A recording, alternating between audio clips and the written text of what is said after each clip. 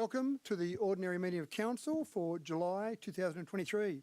And thank you to the people in the gallery for coming along. And also just to mention our first meeting in our new gallery. And obviously you can see councillors dressed in their full regalia, in their robes, as a mark of respect for our new gallery. We've just done the opening for our new gallery, which was a significant event with our current councillors and former councillors.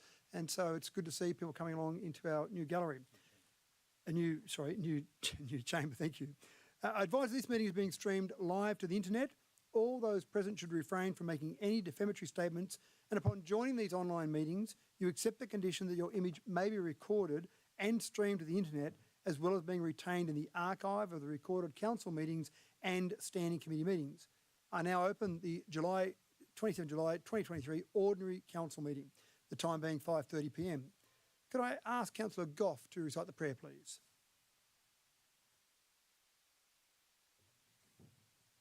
O God, grant that by the knowledge of thy will, all we may resolve shall work together for good.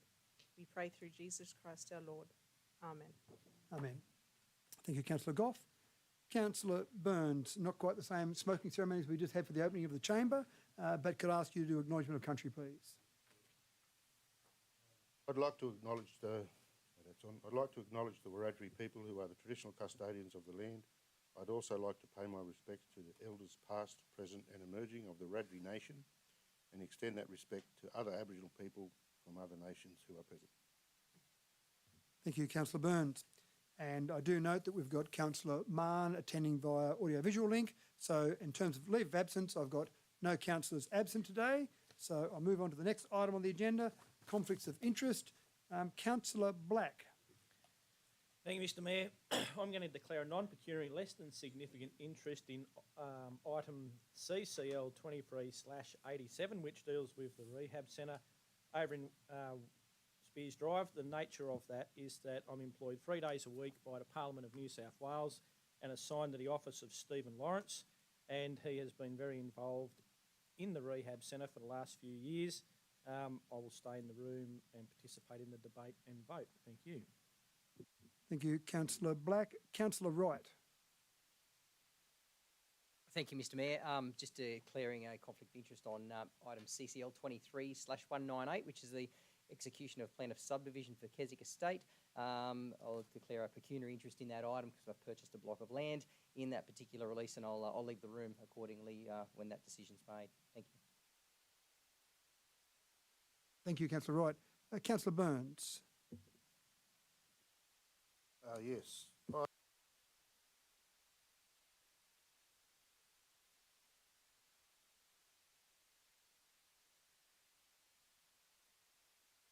201. Good guess. I have a non-pecuniary less than significant interest in that matter, and I am a traditional owner, and this matter considers Wiradjuri cultural item. As it currently stands, I will remain in the room. Thank you, Councillor Burns. I've also got a conflict of interest on CCL 23/191. That is a non-pecuniary significant interest. That's due to the fact that I sit on an advisory panel for the Diocese of Bathurst, and that land involved a decision for council around some land owned by the diocese. Do we have any other councillors who would like, and I'll leave the room for that particular item. Do we have any other councillors who would wish to declare any other conflict of interest? No, we'll move on to CCL 23/178, Public Forum. I have 4 speakers registered for Public Forum. I'll just run through the rules before we start, and then everyone should be fully familiar with it. I feel like the gallery is a long way away now down there compared to the other chamber. So the rules of Public Forum is that you can, I've got the people here, and I'll go to each of those in the order in which they registered. I'd ask you to come forward to the microphone. There'll be a button on the microphone. Press that so there's a red light on the microphone. State your name and either the agenda item or what it's in relation to. You've got 5 minutes, a hard 5 minutes to speak about that. At 4 minutes 30, I'll give a single bell ding. And that you've got 30 seconds left. At 5 minutes, I'll do a continual bell ring and ask you to sit down. We've got those 4 speakers.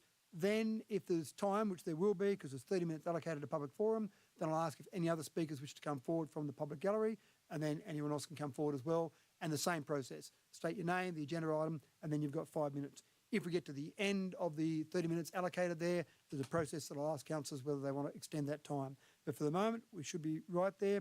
The first speaker, and I don't know the first name, sorry, I only got A. Johnson, my apologies, so I don't know whether it's Anita, thank you. Anita Johnson, if you'd like to come forward, please. You're first up, and your time starts once you reach the microphone. Thank you.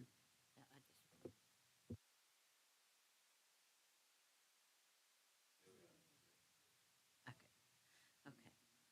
Hi, I am Anita Johnson, CEO of the Wiradjuri Wellington Aboriginal Town Common Aboriginal Corporation, and would like to thank the Mayor, Matthew Dickinson, and all the members of Council for allowing me to address the meeting today concerning possible changes to Dubbo Regional Council's LEP.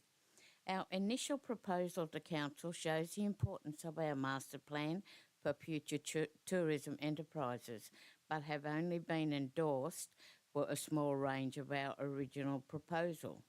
While we are pleased that Dubbo Regional Council are working with our organisation, WATCAC, to amend the current LEP that is in place concerning recommended changes to C3 zoning, we, our organisation, Wiradjuri Wellington Aboriginal Town Common Aboriginal Corporation, are also in the partnership agreement with WAP and Dubbo Regional Council, which was signed off on the 20th of July 2023 at the Wellington Cultural Centre by Connie RC and Michael Peachy, and Dubbo Regional Council Representative Murray Wood and the Mayor of Dubbo, Matthew Dickinson. These are important steps towards reconciliation and closing the gap. The 183 hectares of land owned by our corporation, WACCAC, Lot 7, DP 1078858, is zoned C3 on the town common. Excuse me. The current proposed amendments that Council are seeking to endorse concerning their proposal to allow information and education changes will permit our Aboriginal organisation, WACCAC, to proceed with the future construction of specific buildings once they have been endorsed. I would like to add an additional 3 amendments to be introduced as further recommendations for Council's consideration today concerning Lot 7, DP 1078858, which is Zone C3, that Dubbo endorse the possibility of allowing holiday cottages to be constructed in the future, that Dubbo Regional Council endorse a caravan park to be constructed in the future, and that Dubbo Regional Council take into consideration the desperate need of a respite care centre to be constructed in the future on our property. These added recommendations will allow us to cater for international, local and interstate visitors for access to temporary accommodation as we move forward in our future endeavours.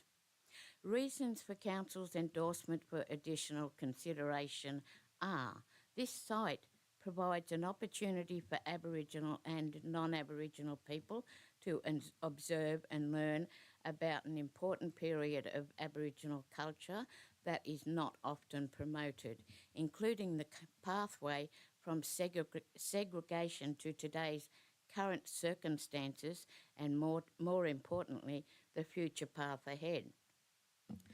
It is difficult to experience this portion of modern history in a single day. As a result, whilst the site is primarily envisaged as an educational function, on-site short-stay accommodation is primarily in the various forms outlined below are critical to the education function.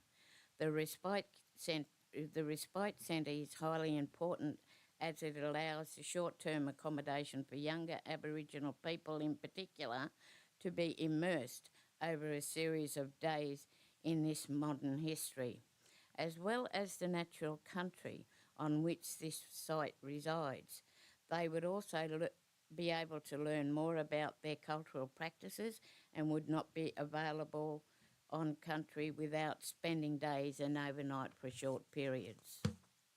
The absence of any form of short stay accommodation would significantly reduce the quality of visits for those seeking to learn about the site and its role in modern Aboriginal history. Benefits for Council. There are benefits here for Council to assist us with the infrastructure that will be needed, such as electricity, sewer, town water, parking areas, along with other areas of significance. Thank you, Ms Johnson. That's your 5 minutes up now. Thank you for your time. Okay, thank you. Okay, thank you. So the next speaker I have is Ms Rebecca Davey. If you'd like to come forward, Rebecca. Again, you're familiar with what to do. You've got 5 minutes there. I'll give you the single ding at 4 minutes 30 and then a couple of dings at 5 minutes. Over to you. Thank you.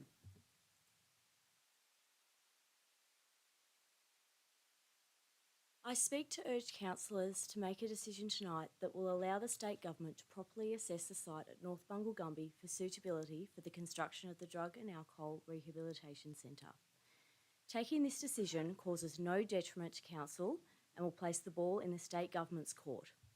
We, the residents of Rosewood Grove, cannot help but feel anger and frustration regarding the report from council staff in the business paper tonight.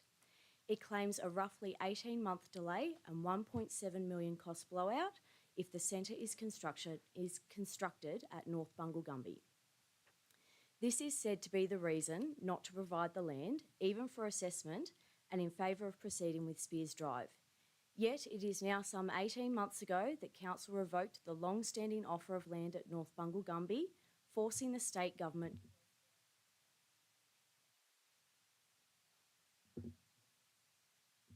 Sorry, Rebecca.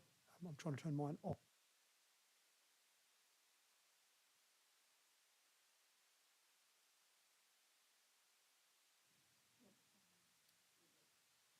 I'm good to proceed. Was everyone able to hear what I said before that? Yeah. We are tired of being told that the state has paid 1.4 million for the land. That is a reversible internal state government transaction, not a real cost. The value of the land at North Bungle Gumby, we assume, is equal to or more than the cost blowout, said now to be associated with North Bungle Gumby. While we, the residents of Rosewood Grove, do not accept everything in the report, one thing is absolutely clear. It was the decision of the CEO in early 2022 to withdraw the land that led to the selection of Spears Drive and all of the stress and angst now associated with a project that could have been controversy-free and entirely positive. The report we see tonight is completely one-sided. Every reason against North Bungle Gumby is detailed. No contrary arguments are entertained. Every assumption seems to be made against the site. Gross figures seem to be used for the supposed lost land sales, not net figures. Just one example of a report that seems only aimed at one outcome. The vaguest generalities are used as to why formal subdivision needs to occur before provision to the state. Contrary arguments are not entertained on the issue of services connection. The report relies on arguments against cost shifting without detailing the nature of the project and the significance of the land offer from council in the advocacy campaign that led to the funding commitments from state and federal governments. How is that fair and balanced? Most telling is the total failure to analyse at all the pitfalls of the current site, a site that is in a subdivision that had significant social problems before a joint effort and commitment between federal, state and local government made the area amenable to live in. We are not convinced that by this and simply want council to make the land available for assessment so the minister can make a decision ultimately on what is the suitable site. Please make a decision tonight to allow the state to properly assess the land at North Bungle Gumby and possibly save our community from an inappropriate development that I know none of you would want to live next door to. Thank you. Thank you, Ms Davey. The next speaker I've got registered is Mr Peter Duggan. If you'd like to come forward, Mr Duggan.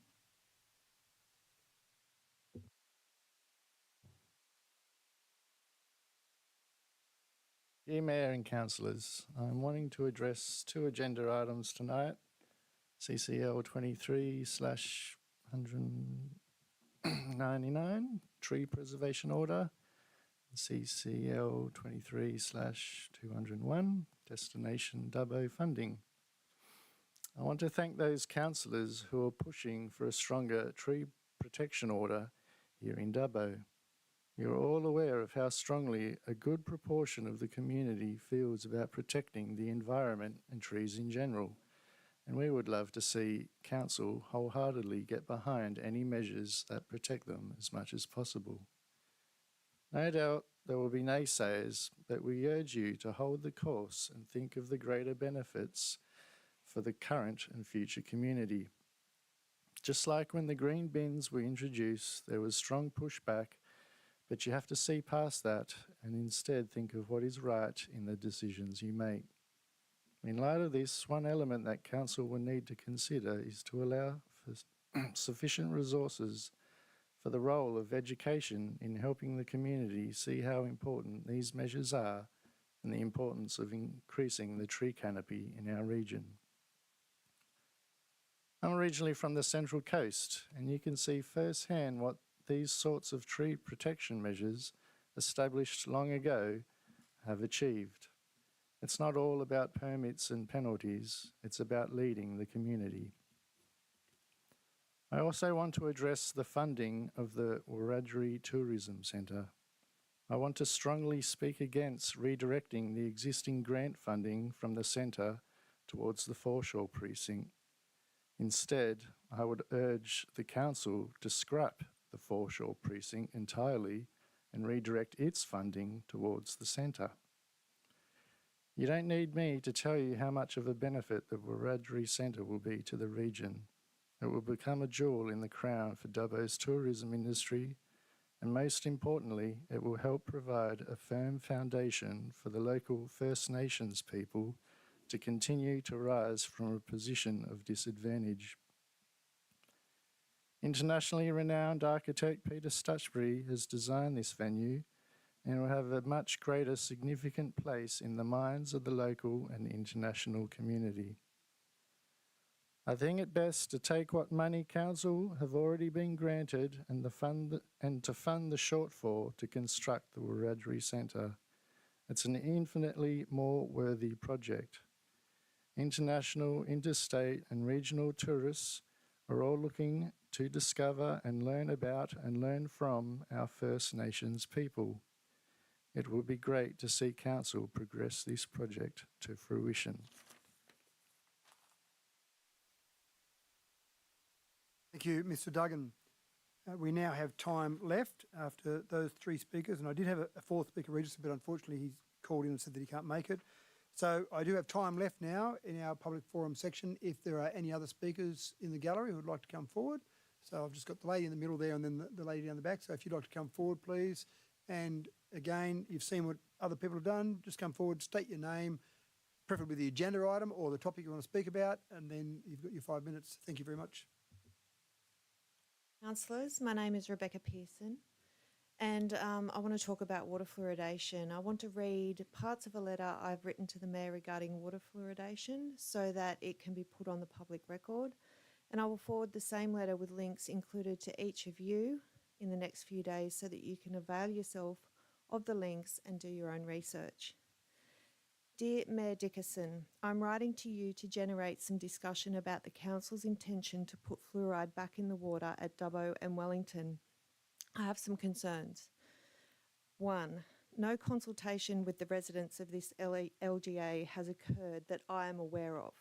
If I am mistaken, could you please point me to the consultation papers regarding water fluoridation?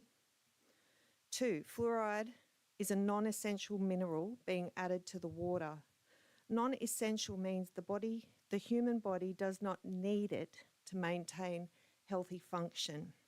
Fluoride is the only chemical added to water for the purpose of medical treatment.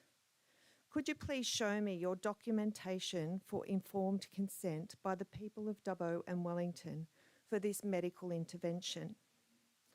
Fluoride carries several health risks for humans and animals alike. I urge you to refer to the link in the letter where you will be able to access reams of studies and research on this issue. Fluoride is excreted solely via the kidneys, which places those with kidney and blood disorders at higher risk. Acceptable levels of fluoride varies across the lifespan. So children are being overexposed to fluoride, and the documented consequences include fluorosis, behavioural problems, and lowered IQ. On what evidence does the council base its decision to fluoridate our water supply? Could you please share this with me so that I can investigate your sources for myself? Back when water fluoridation was first implemented, dental caries had been an issue. Populations after the Second World War had poor access to fresh fruit and vegetables, but with improved nutrition and other factors, dental caries was in decline long before implementation of water fluoridation, and I've provided a link there. Would it not be money better spent to focus on education about the contribution of good nutrition on healthy teeth rather than wholesale water contamination? Taxpayers, ratepayers are becoming more and more distrusting of so-called government bodies. We now understand that governments are in fact corporate entities and are not always acting in the best interests of the people, but rather serve the interests of high corporate masters.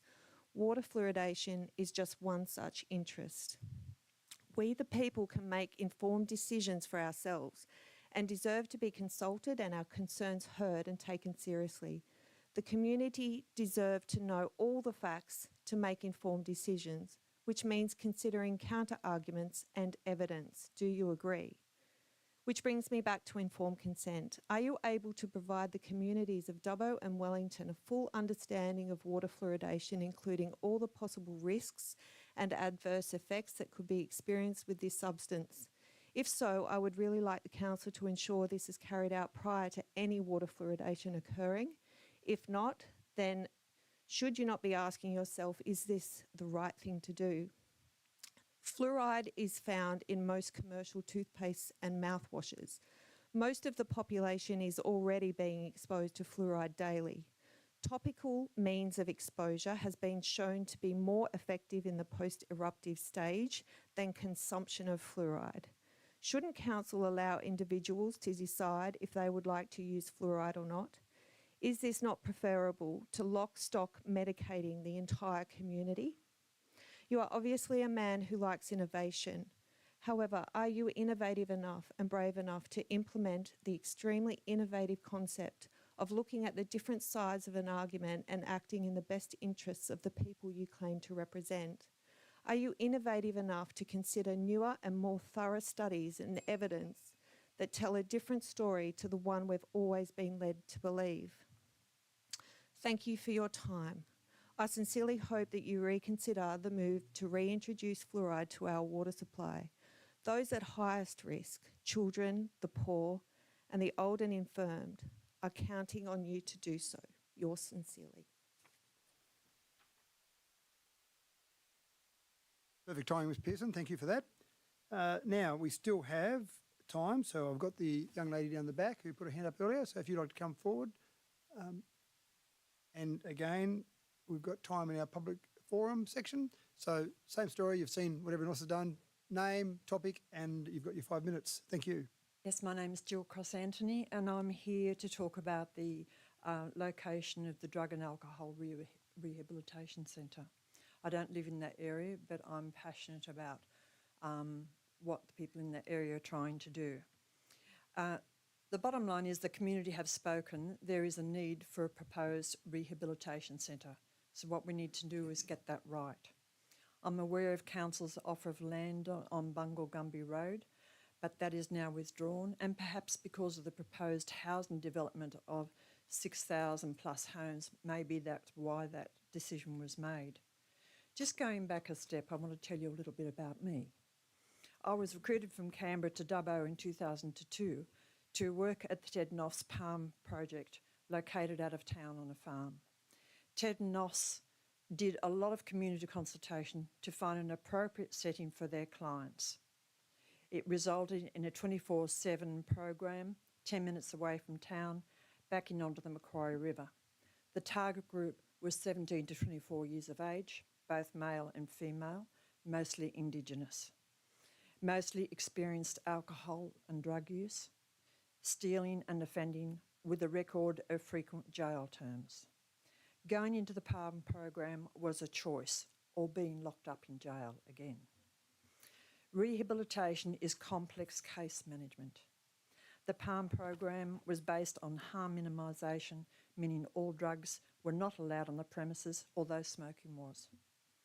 8 young people lived in the house at any one time. A rotating shift of 7 a.m, 3 p.m, and 11 p.m. There were 3 alcohol and other drug workers. I was one of those. During the day, there were 3 alcohol and drug workers, a manager, assistant manager, social worker, counsellors, vocational education and training officer. The right location of the proposed facility is crucial to the success of the program. Young people will not want to be where they are known to the community because of the shame that they feel for themselves and their families. Young people mostly consume drugs and alcohol because of trauma they have experienced at a younger age. For example, domestic violence, sexual assault and physical harm that can result in hypervigilance and sleeping difficulties. So young people are up and about at all hours of the night. A rehabilitation centre is not a quiet place. Alcohol and other drug workers take young people to their appointments during weekdays, including doctors, Centrelink, banks and TAFE, organising distance education programs. The days are organised with group work, learning life skills, supervising phone calls, usually at certain times. The day is really busy. In times of stress, young people will act out. That can mean punching a hole in the wall, abusing everyone around them, self-harm or harming someone else. When this happens, ambulance and police converge on the premises, whilst workers may lock themselves into a safe haven away from risk of harm. The environment is noisy, unpredictable and disturbing to everyone, including neighbours. This could result in neighbours themselves becoming hypervigilant because of fear and affecting their ability to rest and sleep peacefully. Based on this snapshot of circumstances that potentially could be a reality in the proposed Spears Drive facility, I urge all councillors to ask yourself, how would you feel having to be subjected to unpredictable and disruptive scenarios any time of the day or night, given this facility is not intended to be a holiday for the occupants, and consider how shame impacts on their health and well-being. Thank you. Thank you, Ms Cross-Anthony.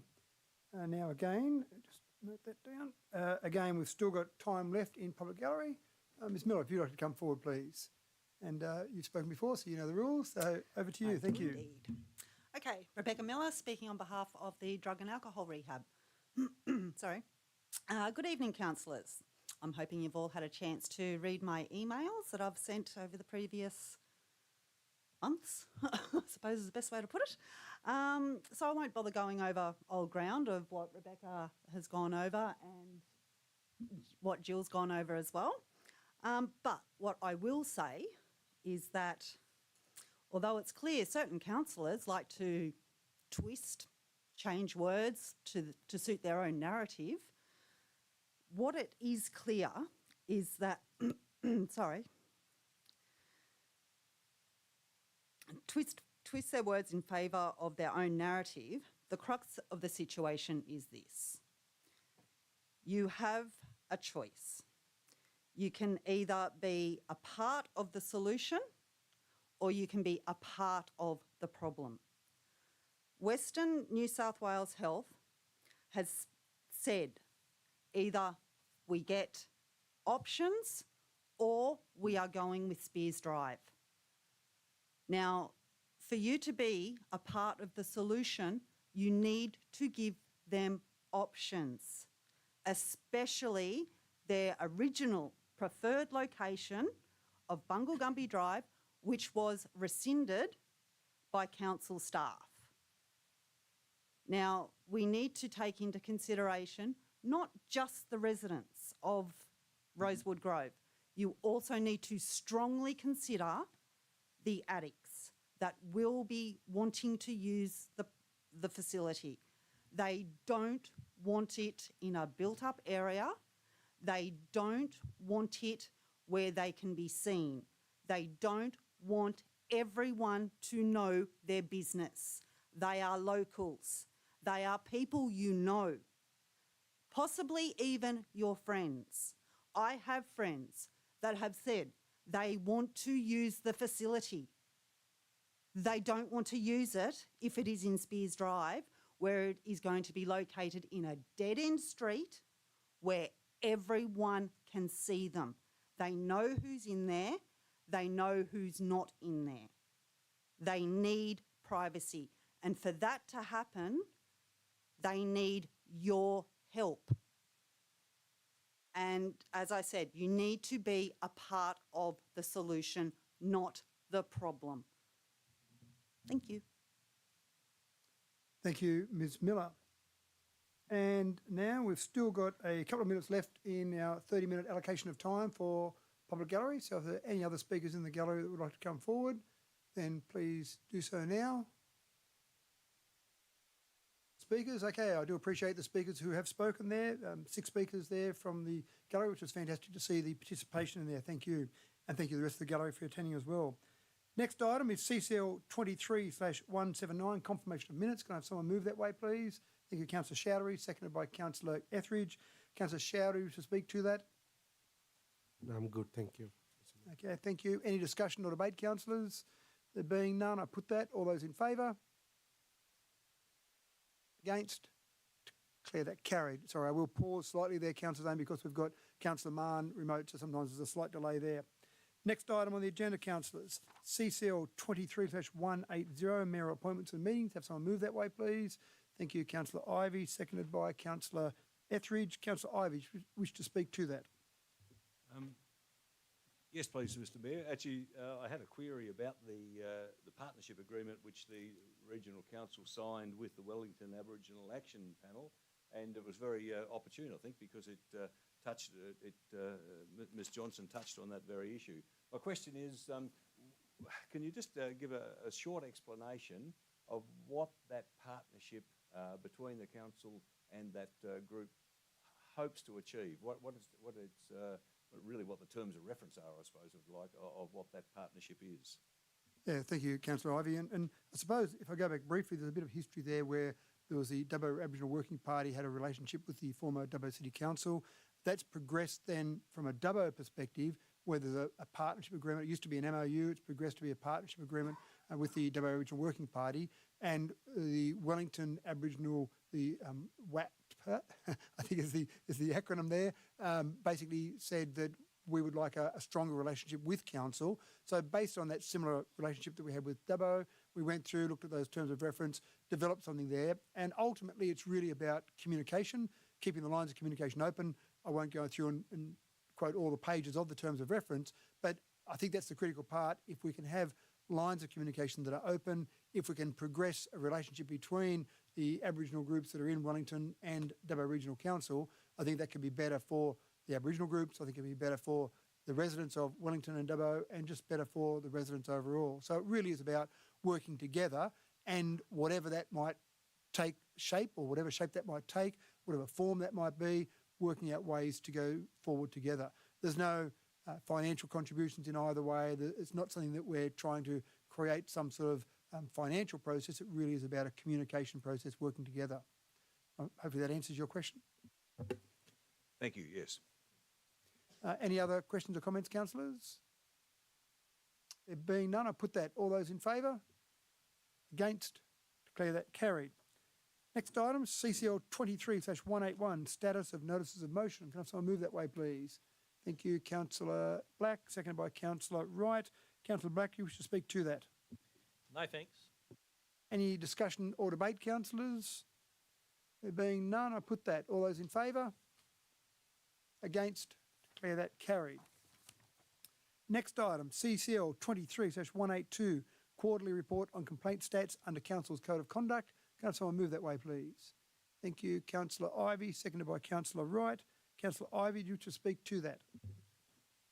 Perhaps just a comment, Mr Mayor. It does seem that this group of councillors have been fairly well immune from complaints. I noticed that there have been a couple made that were found to be not worthy of pushing, and there is currently one under investigation. But as I read it, that's an improvement on previous periods, and I take some heart from that. Thank you. Thank you, Councillor Ivey. Any other questions or comments, councillors? There being none, I put that. All those in favour? Against? Declare that carried. Next item, CCL 23/183, report of the Infrastructure Planning Environment Committee. So move, Councillor Black. Thank you. Seconded by Councillor Chowdhury. Councillor Black, you wish to save and accept IPEC 23/28 as well? Yes, thanks. Okay, thank you. So saved and accepted. Any other omissions, councillors, from the committee meeting? Okay, Councillor Black, you wish to speak to the rest of the body of the committee meeting? Not particularly. Do I move this amendment now or later after we move? No, we'll unless it's part Do of the that committee first. meeting. If it's on the Bennelong Bridge one, Yep. we'll come to that as soon as we finish with the rest of the committee. Excellent. No, there was nothing of note that I can remember. Hopefully everyone's had a chance to read those papers. Very interesting. Thank you. Thank you. Any discussion or debate, councillors, on the rest of the items in that committee meeting, save and accept the Bennelong Bridge item? There being nothing, I put that. All those in favour? Against? Declare that carried. Now, Councillor Black, if you wish to move the alternative motion for IPEC 23/28.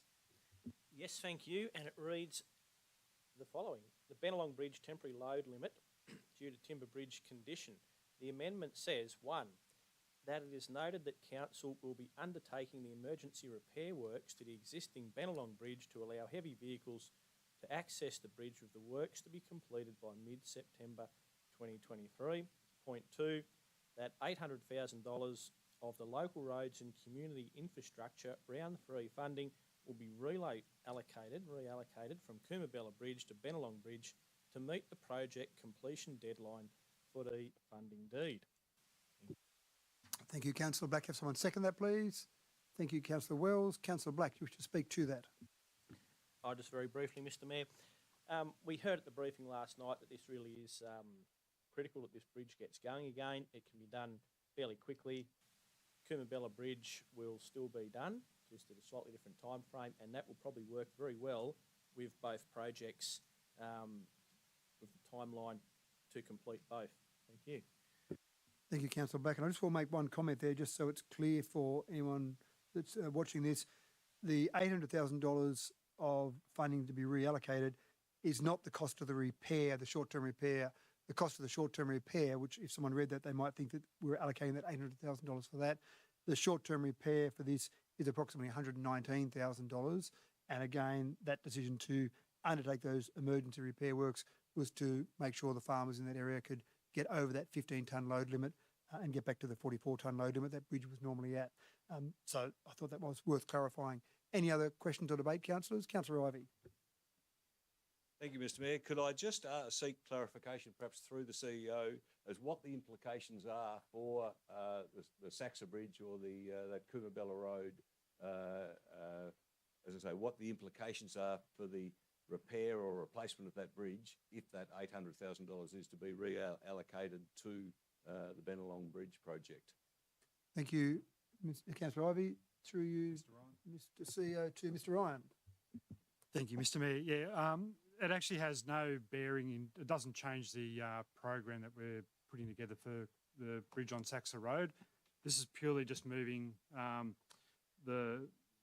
local roads and community infrastructure funding of $800,000 that was allocated to Saxa Road, and to put that into Bennelong Bridge, because we're not confident that we'll have that bridge in place by the end of end of this financial year, which is the 30th of June 2024. So part of the agreement with the funding body is that the works are completed and money spent. So that's why it's actually a switch. So it's really, there's no budget changes to either of them. It's just moving $800 in from one funding source and $800 out from another funding source. Thank you, Mr Ryan. Does that make that clear, Councillor Ivey? Could I just follow up a question just to make sure I understand? So it does mean that the reallocation, well, it means that the reallocation doesn't change the timing of when that bridge at Saxa will be done, because originally we thought that it might be done earlier, but factors other than nothing to do with Bennelong Bridge has meant that has been put back. And in some ways, that's a little bit fortuitous because we couldn't have done it within that time frame anyway. So we're now able to do Bennelong Bridge without jeopardising anything to do with the Saxa Road. Is that correct? Thank you, Councillor Ivey. Through Mr CEO to Mr Ryan.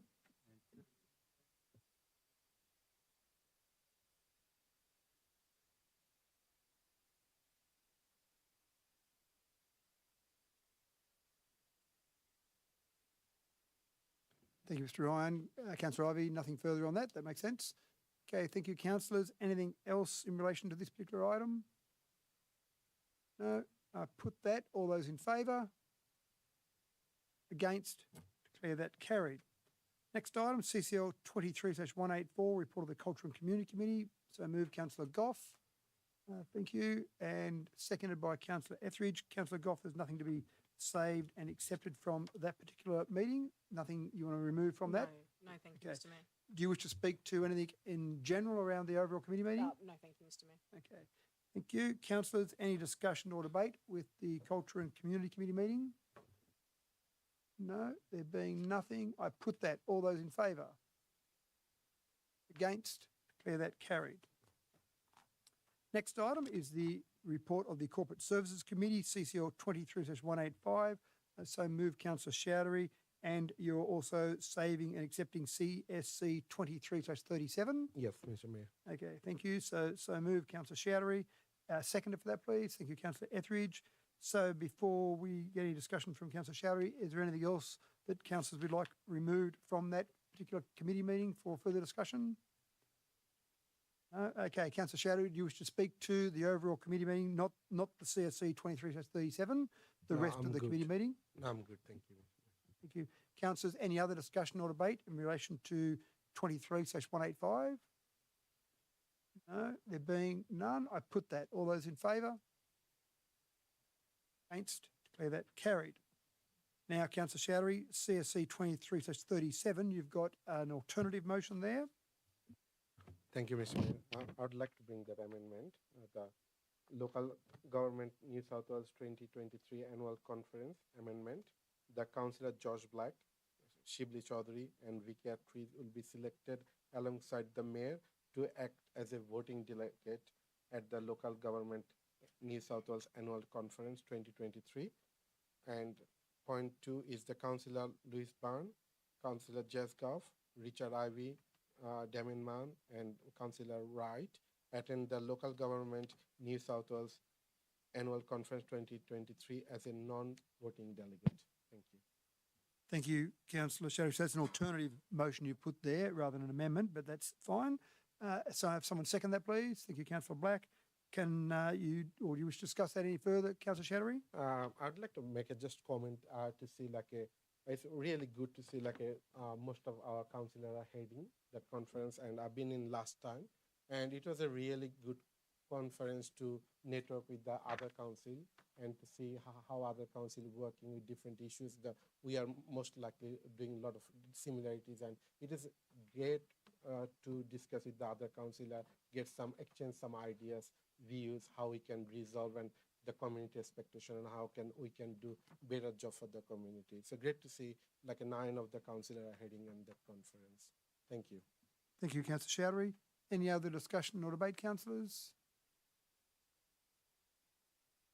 All those in favour? Against? Declare that carried. Next item is CCL 23/186, notice of motion for existing and future rest area for freight traffic. So Councillor Chowdhury moved. Have someone second that? Oh, sorry, I'll let you read out your motion there, Councillor Chowdhury, if you'd like. Yep, I have a little bit different notice of motion wording need to be changed in the current business paper. That the Chief Executive Officer provide a report to the next available council meeting with an update from Transport for NSW on a status of existing and future rest area for freight traffic surrounding the Dubbo LGA. Thank you. Thank you, Councillor Chowdhury. Can I have someone second that, please? Thank you, Councillor Wright. Councillor Chowdhury, you should speak to that. Thank you, Mr. Mayor. I think this notice of motion will bring really good report to the councillors in front of the councillor and in the community to we really have a big freight network around Dubbo, but our rest area is not up to mark. So I done little research on that. There is approximately 298 kilometers of state roads, 298 kilometers of state roads within the Dubbo LGA area that freight industry relies on for the state transportation of goods. Dubbo is the key to the road freight industry with the Mitchell, Newell and Golden Highway covering at Dubbo. From the Transport for New South Wales website for the rest area, there are 13 rest areas in Dubbo LGA. Of these 13 rest areas, there only one toilet facility which is located to 2 Mile Creek rest area on the Mitchell Highway, just boundary of the Carbon Council. I understand that Transport for NSW is investigating the feasibility of developing the one of the existing rest area to provide facilities to the freight industry. There is a growing need for adequate rest facilities for the freight industry, and I'm seeking a report to provide to council on the existing facilities and an update to an investigate works for an upgrade facilities to in the Vicinity of Dubbo. Yeah. Thank you, Councillor Chowdhury. Any other discussion? Councillor Black. Thank you, Mr. Mayor. This notice of motion by Councillor Chowdhury really highlights the shabby way that Dubbo has been treated by successive state and federal governments over many years now by not providing a heavy vehicle bypass where we could have a truck stop. We've talked about the somewhere for the trucks to pull up and the freight vehicles where they can have a shower, they can get a feed, go to the toilet. For some reason, Transport for New South Wales and the federal government, it's a federal highway to Newell, do not want to provide a heavy vehicle bypass for Dubbo. It's an absolute disgrace when you look at everywhere else that has a heavy vehicle bypass and has these facilities where trucks can pull up safely and have a shower, go to the toilet and get a feed. Why can't we have that in Dubbo? We know that Bathurst, I saw in the Bathurst council papers, they're recently planning for a bypass. Orange, we all go around the Northern Distributor, we see where trucks can pull up there and get fuel, etc. So Transport for New South Wales really do need to come to the party and say, yes, Dubbo needs a heavy vehicle bypass and we can put a truck stop out there. Someone can allocate land for it, private business. Trucks can stop there safely, have a shower, get a feed, out of town and not have to use the side of the road near people's houses for toilets. Thank you. Thank you, Councillor Black. Further discussion or debate, Councillor. Councillor Wright. Thanks, Mr. Mayor. Look, happy to support this motion of Councillor Chowdhury. I say that had a number of people approach me with respect to the rest area on the southern entrance to the city on the Newell Highway as that urban spread just starts to push across to the Newell Highway. The importance of having facilities there so that the guests that use that particular rest stop now don't use nature for the call of nature, which seems to be what's happening on a number of occasions anecdotally. So yeah, look forward to seeing where they may look at alternatives for future rest stops. Again, especially as that one there was probably fit for purpose maybe 10 years ago, but we're getting pretty close to a residential area there now with heavy traffic sort of coming in and out of that particular area. So yeah, good motion, Councillor Chowdhury. Thank you, Councillor Wright. Councillor Ivey. Thank you, Mr. Mayor. I'd like to endorse the comments that Councillor Black made, that really, in this day and age, why aren't we planning for a bypass around Dubbo, a heavy traffic, or just a bypass generally, not just for heavy traffic? It was interesting that I did attend a meeting with the local road, with the roads minister, Minister Atchison, and that very issue was raised with her, saying that Dubbo needs a bypass. And the response from her and Transport New South Wales was rather interesting, I thought, was saying, well, we don't really want to do that because what we want to do is to make Dubbo the service centre, and therefore we want trucks to come into Dubbo. We don't actually want them to go round Dubbo. And I just think, it wasn't for my role at that stage to query that statement, but it did seem to be not really what this area needs. But I just make that as a comment. Thank you, Councillor Ivey. Any other comments or questions, councillors? No? Councillor Showery, you have a right of reply to anything that was said during that debate, if you wish. No, I'm good. Thank you, Mr. Mayor. Okay, thank you, councillors. We have that before us now. All those in favour? Against? Declare that carried. Next item is CCL 23/187, matters for consideration around provision of land to New South Wales Health for the purposes of an alcohol and other drug rehabilitation facility. Councillor Ivey, I think you had an alternative motion there. Thank you, Mr. Mayor. Yes, I do have an alternative motion that I'd like to put before councillors. I have provided in writing to councillors a copy of that motion, but I would like to read it now, and it reads as follows. The alternative motion is that, and it's fairly long, but I think it's important that it is read to council and the audience with live streaming. The motion reads, point 1, that based upon the information contained within this report and considering the site specifications of Western New South Wales Local Health District and the constraints defined by the New South Wales Minister for Health, they being no extra expense and no substantial time delays, New South Wales Health be advised that Council is of the opinion it does not have a suitable site option within its property portfolio for the establishment of an alcohol and other drug rehabilitation centre. 2, that it be noted that Council has provided information to Western New South Wales Local Health District on potentially suitable Council-owned parcels of land and introduced other land-holding stakeholders such as the Dubbo Aboriginal Lands Council, Crown Lands New South Wales and Property New South Wales to the Western New South Wales Local Health Project team. It is understood that Western New South Wales LHD assessed potential sites against the following 6 criteria. A, appropriate zoning for the proposed facility. B, 10 to 15 minutes travel time from Dubbo Hospital. C, appropriate land size suitable to the facility and potential growth.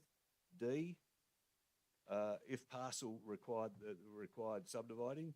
E, existing connection to services such as water, sewer, power and roads. And F, details of surrounding community, proximity to residential, shops, hotels, schools and industrial. Point 3, that is noted that the sites proffered for consideration included, but were not limited to, and there are 18 sites which were profited. Quickly, 93L Railway Lane at Wongarbin, 20R Bungalgummy Road, Dubbo, Pine Avon Road at Wongarbin, Green Grove, Dubbo, 6L Fernies Road, 85 Cabora Road, Apex Cottage, Dubbo, Welshman Street, Dubbo, Devil's Hole Reserve, Dubbo, Old Dubbo Road in Dubbo, Police Paddock, Dubbo, Angle Park Reserve, the land belonging to the CSU site, Zoological Parks Board land, Oberley Road in Oberley Road, Willandra Reserve, 3L Westview Road in Dubbo, 2 sites, 29 Hawthorn Street, Dubbo, and North Barrabeen Road in Dubbo. 4, that as detailed in the report, that it be noted that the parcels of council-owned lands typically would require subdivision and the provision of essential services infrastructure at an extra cost and increase in time to the alcohol and other drug project. 5, that in recent meetings between staff of council and the Western New South Wales LHD, there was consideration of the North Bungalgumby site, confirming the requirement of $1.5 to $1.7 million expenditure to provide sewer and water services, and this was outside the project funding remit of the Western New South Wales Local Health District. 6, that in regards to the development consent process, it be noted that A, any related development application submitted to council by or on behalf of the Crown with a capital investment value greater than $5 million is required by the State Environmental Planning Policy, Planning Systems 2021, to be determined by the Western Regional Planning Panel. B, council staff have the responsibility to carry out a professional assessment of the proposal for the Western Region Planning Panel's subsequent determination of the development application. This will include the public exhibition of the application and the assessment of submissions received. C, the elected body of council could choose to make representation in this process by submitting any relevant resolution during the formal exhibition period or general consideration. Thank you, Mr. Mayor. So that's moved. Can I have someone second that, please? Seconded by Councillor Wright. Councillor Ivey, do you wish to speak to your motion? Yes, Mr. Mayor. Thank you. Conflict? Oh, sorry, my apologies, Councillor Black. Well picked up. Thank you. Could you declare your conflict of interest, please? Thank you, Mr. Mayor. I declare a non-pecuniary less than significant interest in this matter as I'm employed 3 days a week by the Parliament of New South Wales and assigned to the office of Stephen Lawrence, who was very involved in the rehabilitation lobbying for many years. As a result of that, I will stay in the room and participate in the debate. Thank you. Thank you, Councillor Black. My apologies. Councillor Ivey, do you wish to speak to your motion? Thank you, Mr. Mayor. Yes, look, this is obviously a complex issue. One thing is generally agreed that the facility is needed, and that it's needed. The fact that it's needed is agreed by all three levels of government. Nearly 5 years ago, this council strongly promoted the establishment of the centre via a confidential report and business case. Subsequently, state and federal governments committed funding to it, and it's noted that that funding was given without any commitment of land, specific land, or any general land value from this council. Separate to the process, at that time, this council put up 4 different possibilities or proposals where the centre could be considered, and separate to that process, the LHD, with support from DRC staff, looked at listed there at least 18 other sites. At no stage prior to this council withdrawing the offer of the Bungle Gumby Road site, at no time was it declared the preferred site. Earlier this year, the New South Wales Health declared Spears Drive suitable for their needs and purchased the area from the Education Department for $1.42 million. At its May 23 meeting, the council voted to oppose the Spears Drive site and write to the relevant minister offering to work with the LHD to find a more suitable site. The Minister and the CEO of New South Wales, Western New South Wales LHD, have subsequently stated that the LHD is willing to consider alternative sites, but consideration comes with specific conditions. These conditions are: the site should not be isolated from the community, and therefore the site should be close to residential areas. It should not be put in a rural area. That was quite specific, that the LHD didn't want it in a remote environment. They wanted it within a residential environment. The site should be within 10 to 15 minutes of the hospital. Moving to an alternative site should not delay the establishment of the centre by any more than a matter of months. Moving to an alternative site would not add significant cost to the establishment of the centre, and the centre should be operational by 2025. And finally, both the Minister and the CEO of LHD said an alternative site must be materially better than, equal to or materially better than what is proposed in Spears Drive. The CEO's confidential, or the report that's tabled with this meeting, looked at the relevant issues, and it contains some very useful information. If I distill what comes out of that report into 3 issues. 1, DRC does not currently have any suitable parcels of land which meet the requirements of the LHD. Providing LHD with suitable land would require subdivision, which would take between 61 and 85 weeks to complete and incur a cost of almost $170,000. The development of the Bungle Gumby Road site would require approximately $1.7 million for the connection of infrastructure. The New South Wales Health separately has commissioned a study into the community impacts of rehabilitation centres. The study concluded, and I quote, and it was a study by an independent experts, the Saxa Institute. The study concluded that initial concerns around the potential impacts of drug treatment facilities, including residential rehabilitation, were largely unfounded or did not materialise in the long term. Based on that, Mr. Mayor, I believe that this council does not have any option other than to proceed with this motion. It notes why we have to take the actions that we are doing, and under those circumstances, it is the right thing to do. Thank you. Thank you, Councillor Ivey. Other questions or debate, councillors?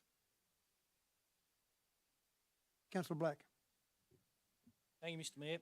I can't agree with a whole lot of what was just said then. We know that we can't, as a council, presume to know the mind of the Western LHD, of the Minister for Health, of New South Wales Health. It's not up to us to decide, yes, this is a suitable block, or no, there are no suitable blocks. That's just absolutely ridiculous and preposterous that we would do that. We know that, first of all, it was a 10-minute radius. We now know that it's a 15-minute radius from the hospital. Things have changed. We need to be able to let Western LHD or New South Wales Health or the Minister assess blocks, not just go and say to them, we've decided that there are no suitable blocks. Nobody believes that there are no suitable blocks that council may own within 15 minutes of the hospital. We know that council offered land for assessment, and then that was withdrawn. Some blocks weren't suitable, that's fair enough, but like we say, things have changed. For us to come out as a council and effectively make a statement that does New South Wales Health agree with that statement? There are no suitable blocks. They weren't offered every single block around the place. And like we said, the criteria has changed. It's out from 10 minutes to 15 minutes, maybe 16 minutes now. And on that basis, I can't support that. And I'd like to move, if I move an amendment, Mr. Mayor, does that add to Councillor Ivey's, or would it usurp it? Would I need to move an alternative motion? If you wanted to have one to knock that one out, you'd have to first of all defeat the existing motion that's there, and then you could foreshadow an amendment or that you could put forward. If there was something you wanted to add on to that that didn't contradict anything in the current motion, then that could add on as, say, 0.7, but it couldn't contradict what's in the existing motion from Councillor Ivey. If that makes sense? Yeah. And do you want me to have a quick look at what you might be going to move to see whether or not it might contradict? What if I read it out?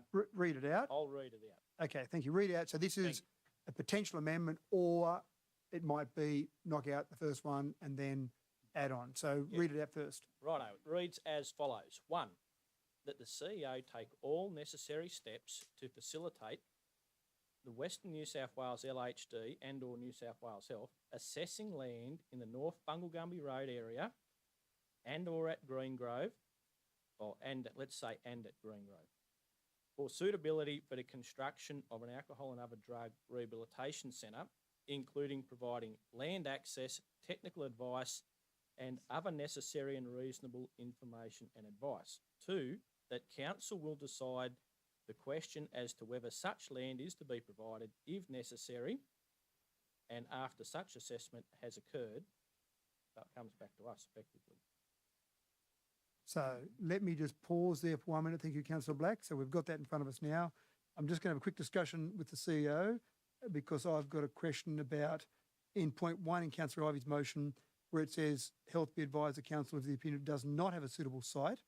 and in yours it's saying facilitate a site in North Bungalgumbi. So bear with me, and I'll just have a quick private discussion with the CEO about that and see whether or not it can be added on or whether you've got to defeat the first motion. So bear with us for just 30 seconds. Thank you.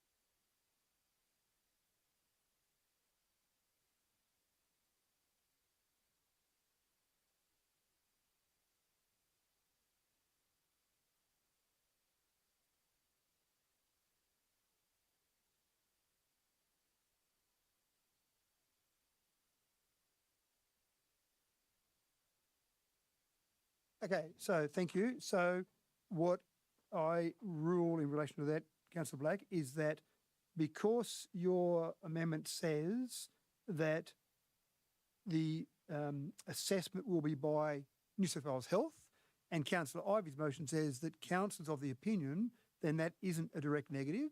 So in other words, if your amendment goes forward and we add that on as number 6 and 7, for example, then council can still be of the opinion that it doesn't have a suitable site, but New South Wales Health could assess a site. So I'm happy to allow that as an amendment. Okay, to that. So you move that as an amendment. I'll just get a seconder and then I'll get you to speak to the amendment. To Councillor Chowdhury, seconded. So now if you'd like to speak to your amendment, Councillor Black. Thank you. Basically, if this amendment is voted up, all we would be doing would be allowing an assessment of those 2 blocks of land, North Bungalgumbi Road and Greengrove, by New South Wales Health or Western LHD. We should not just assume that they'll say no. They might very well say no. It's not up to us to decide if a block's suitable or not. It's completely up to them. It's their project, the rehab centre. They'll be paying for it, thank goodness, and the ongoing costs in running it. But I don't think it's the right thing to do to just say no. It needs to go at Spears Drive. We've got nothing. We don't know that. We are not the assessment authority. It needs to be back in the court of the Western LHD, Department of Health.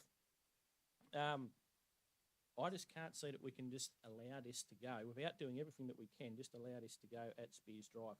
It's not even 100% guaranteed to pass through the Western Region Planning Panel, Joint Regional Planning Panel, whatever it's called, because we all know the sort of people who are going to be there on court orders. And when you look in the LEP, it has to be consistent with the character of the immediate locality. A quick Google search will show you that there are quite a few rehab centres get knocked back. If we're talking about delays and added costs, tying it up in the Land Environment Court, or if it gets knocked back at the planning panel, where do we go then? And it's not for us to decide what costs and delays are acceptable to the Health Minister. That's just ridiculous. We're not the decision maker there. Let them decide that. If they decide that Bungalgumbi Road and Greengrove are no-goers, well, that's great. And just remember that council did offer land for assessment previously. That's why they were looking at North Bungalgumbi Road. The Health Minister has said in a letter to everyone that if you offer it, we'll assess it. So it will be assessed. The Western LHD boss, CEO, said that they will assess any offer of land. So far, no offer has been made. So I think that we really do need to provide complete transparency to the residents of Rosewood Grove, who will have a rehab centre potentially near their houses. Provide the transparency. There's all these discussions that have been had behind closed doors. Well, let's put it back in the court of the Health Department and say, well, there you go, there's 2 blocks, assess those, and you decide if they're unsuitable, and you tell the public that, rather than us do it.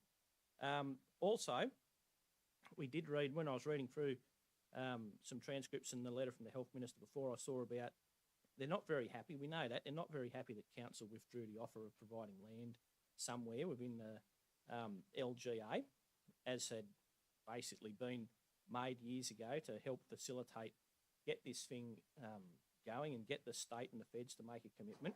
And it said about ongoing risks to our reputation, etc. So we may need to refer what's happened to the Council's Audit and Risk Committee, given that we need a good working relationship with the state government, and especially going forward in other funding arrangements. So we don't want to be seen as an unreliable partner. We heard before about privacy for the people using the centre.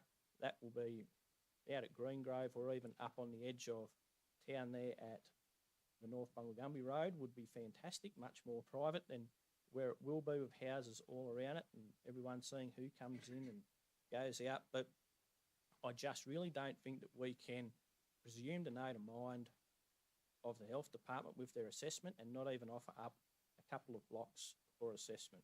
I don't think it'll be a delay. We're not the ones to decide if the delay is too big or if the cost is too big. That's the health department's remit, not ours. So that's where my motion is. Thank you. Thank you, Councillor Black. So just remember, councillors, now the debate now is focused on just the amendment. And so don't forget, Councillor Ivey, you can participate in the debate on the amendment and separate to your motion. So it's just on the amendment. So discussion, questions, debate on the amendment. Councillor Chowdhury. Thank you, Mr. Mayor. Actually, I would like to echo with the Councillor Black. I can thank you all the people came tonight and spoken about the AUT facility, because it's just clearly making a lot of frustration and making not clear within and making angst within the community, within council and all parties, because Western Health need to become forward, be part of the team, and this facility need to be done as soon as possible because it's just getting late and late. So I echo with the Councillor Black, and we should offer those two block of land, and that then like a health will decide, and they can speak with the community what their decision is. Thank you. Thank you, Councillor Chowdhury. Councillor Wells. Thank you, Mr. Mayor. I too would like to support the amendment that Councillor Black has put up and agree wholeheartedly that we need to be offering other options and let the Western Local Health District make that decision. I just think it'd be a much more transparent approach in the way that we do things. Thank you. Thank you, Councillor Wells. Councillor Ivey. Mr. Mayor, I would support the motion, the amendment. I, for perhaps different reasons, I think that it just needs to be put to bed, and that is perhaps one way of doing it. If we don't do something like that, it won't be put to bed. I would be very surprised and I'd be disappointed if the health department did accept either of those sites, because the minister and the CEO quite categorically said that they would consider other sites, provided that. It wasn't a full stop after consider other sites. It was joined with provided that it didn't cause any delay and it didn't cause any extra substantial cost. Now, I take Councillor Black's comment that really perhaps it's not up to us to make that decision, but categorically that is what the minister and the CEO said. But if they want to now change their mind for whatever reason, then so be it. So yes, I wouldn't object to Councillor Black's amendment. I think it might help just clarify and finally put this whole thing to bed. Thank you, Councillor Ivey. And Councillor Wright. Thanks, Mr. Mayor. A couple of comments and a couple of questions, actually. So first up, thanks to the staff for preparing that report. Look, it is very detailed. It was heavy reading, I must say, and there's a lot of reference to some very technical information and regulatory framework in amongst that. So thanks for putting that together. I guess one thing that frustrates me a little bit is the number of letters and emails and even phone calls back and forth between Council, New South Wales Health, Western LHD, and a lot of that information the public's not privy to seeing. They're privy to a couple of press releases and a lot of banter on social media that probably doesn't help when we're trying to get some factual information out there. There's been a number of discussions and meetings, obviously, as I've said, between council and both the proponents there. And I guess I've just got a couple of questions there, maybe through you, Mr. Mayor, to the CEO. And the questions I just want to ask were have New South Wales Health or Western Local Area Health District Have they made any indication that a parcel of land on Bungle Gumby Road was deemed equivalent to or materially better to the option of the land chosen by Health on Spears Drive? And if not, was there any indication as to why or why not it wasn't better? So that's one question, I suppose, or two questions about Bungle Gumby Road. And my next question then was also about Green Grove. You know, was it deemed, obviously it's been offered previously, noting Councillor Black's amendment here, which to a point, happy to support. Green Grove's been offered again. Is there any particular reason why it was materially better or otherwise than the site at Spears Drive? And if so, why not? Thank you, Councillor Wright. And so I'll keep you, so I can come back to you in a moment, but I'll go to the CEO for those two answers. Thank you, Mr. Mayor. So in terms of Bungle Gumby, staff have met, and they've met with our technical people, and they had a health infrastructure representative as well, so the people who deliver infrastructure projects. And that's where the analysis and the information about the $1.5 to $1.7 million in terms of water and sewer servicing costs came from. And it has been clear in their specs and in the variety of specs that they need water and sewer connections. So that was the verbal advice. The Green Grove, again, this is verbal advice in a meeting with officer to officer in health. Concerns again about the lack of water and sewer infrastructure, and then also the road access would be a potential extra cost as well. There's no clear road access out through the Brocklehurst. So that's what we've been told. I'm not sure if that's opened the door for me to say when Councillor Black was speaking that, I guess, to Councillor Black, some of the commentary around behind closed doors. Well, my only concern with the resolution is we will do that, and we have been doing that, but there's nothing asking for a formal response from health to actually give that clarity in a formal sense back. So I'm wondering if there would be an additional word to point 1 of the amendment that calls for a formal response from health to, instead of me passing back like we have or including a report. I would think that would add power to the intent of the amendment that Councillor Black's putting forward. Certainly, but at the moment, we're dealing with this amendment. I saw the door open, I thought of that. Yeah, thank you. Councillor Wright, any further comments, questions, debate? Just a couple of things. Look, obviously we've seen the proponent publicly state, or at least I believe publicly state, their requirements for land on which to build a facility. So, you know, councils are obviously making some decisions on the basis of, well, these are the parameters that have been laid out by health. And if we're looking at, say, well, it doesn't meet the parameters, then it doesn't meet the parameters. Unless they want to change the parameters, and we can look at other land that might meet those parameters. Again, I guess express my frustration at the fact that there's a lot of comments made behind closed doors, and I'm hoping that a motion such as this from Councillor Black may encourage health or Western Local Area Health District to come out and specifically state that the parcels of land that council have offered or are on the table are just not suitable.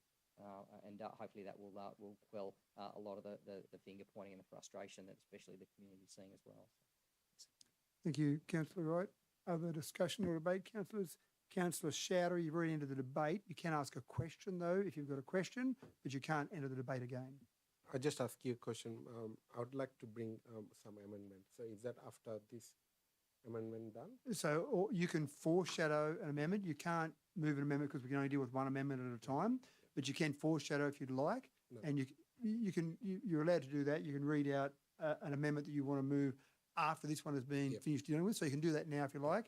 And that would be a foreshadowed amendment, so we wouldn't deal with it, but at least councillors would know what you would like to do next. So you can do that if you like. Thank you, Mr. Mayor, because I'd like to bring this foreshadow motion that the Mayor has responded to the ministerial correspondence in a letter dated on 7th of July 2023 that showed a guarantee that if council provided land that the AUD facility would be moved from the Spears Drive site, and point B, the mayoral letter on 7th of July 2023 be included in the minute of the July ordinary meeting of the council. Thank you. Thank you, Councillor Shady. So that's not being dealt with at the moment. That's just a foreshadow amendment. We'll deal with the amendment from Councillor Black at this stage only. Any other questions or debate, councillors? I actually have one question I'd like to ask the CEO, because the report makes it fairly clear that we can't offer land based on the information in the report. We need more comprehensive data before councillors can actually make a decision. So if, for example, we offer some land and New South Wales Health comes back and says, yes, we'd like to go ahead, what would be the steps forward from our perspective? In other words, the way I read this motion, it's still not offering land. It's still not a resolution of council to say we're going to give land away. It's saying, have a look at it. If you come back with a positive result, what would be the next step after that? Mr. Mayor, so that the amendment as it's structured is procedurally correct. So Health could come back to us and say, great, we've changed something, so we'd like to investigate this parcel of land.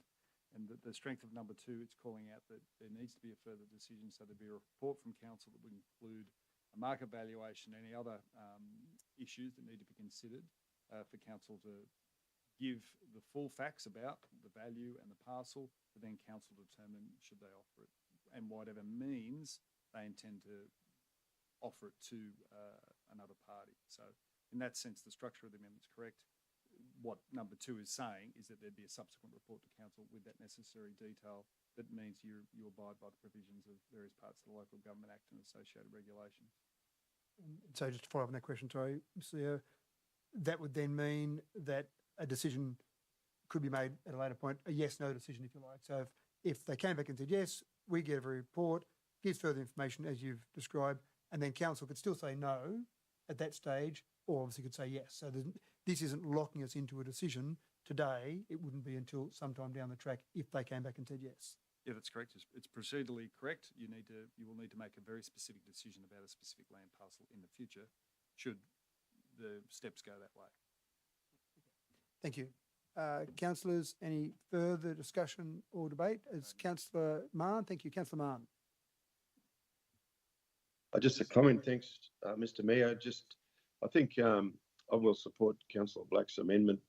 I think it just polishes off the rest of this proposed motion.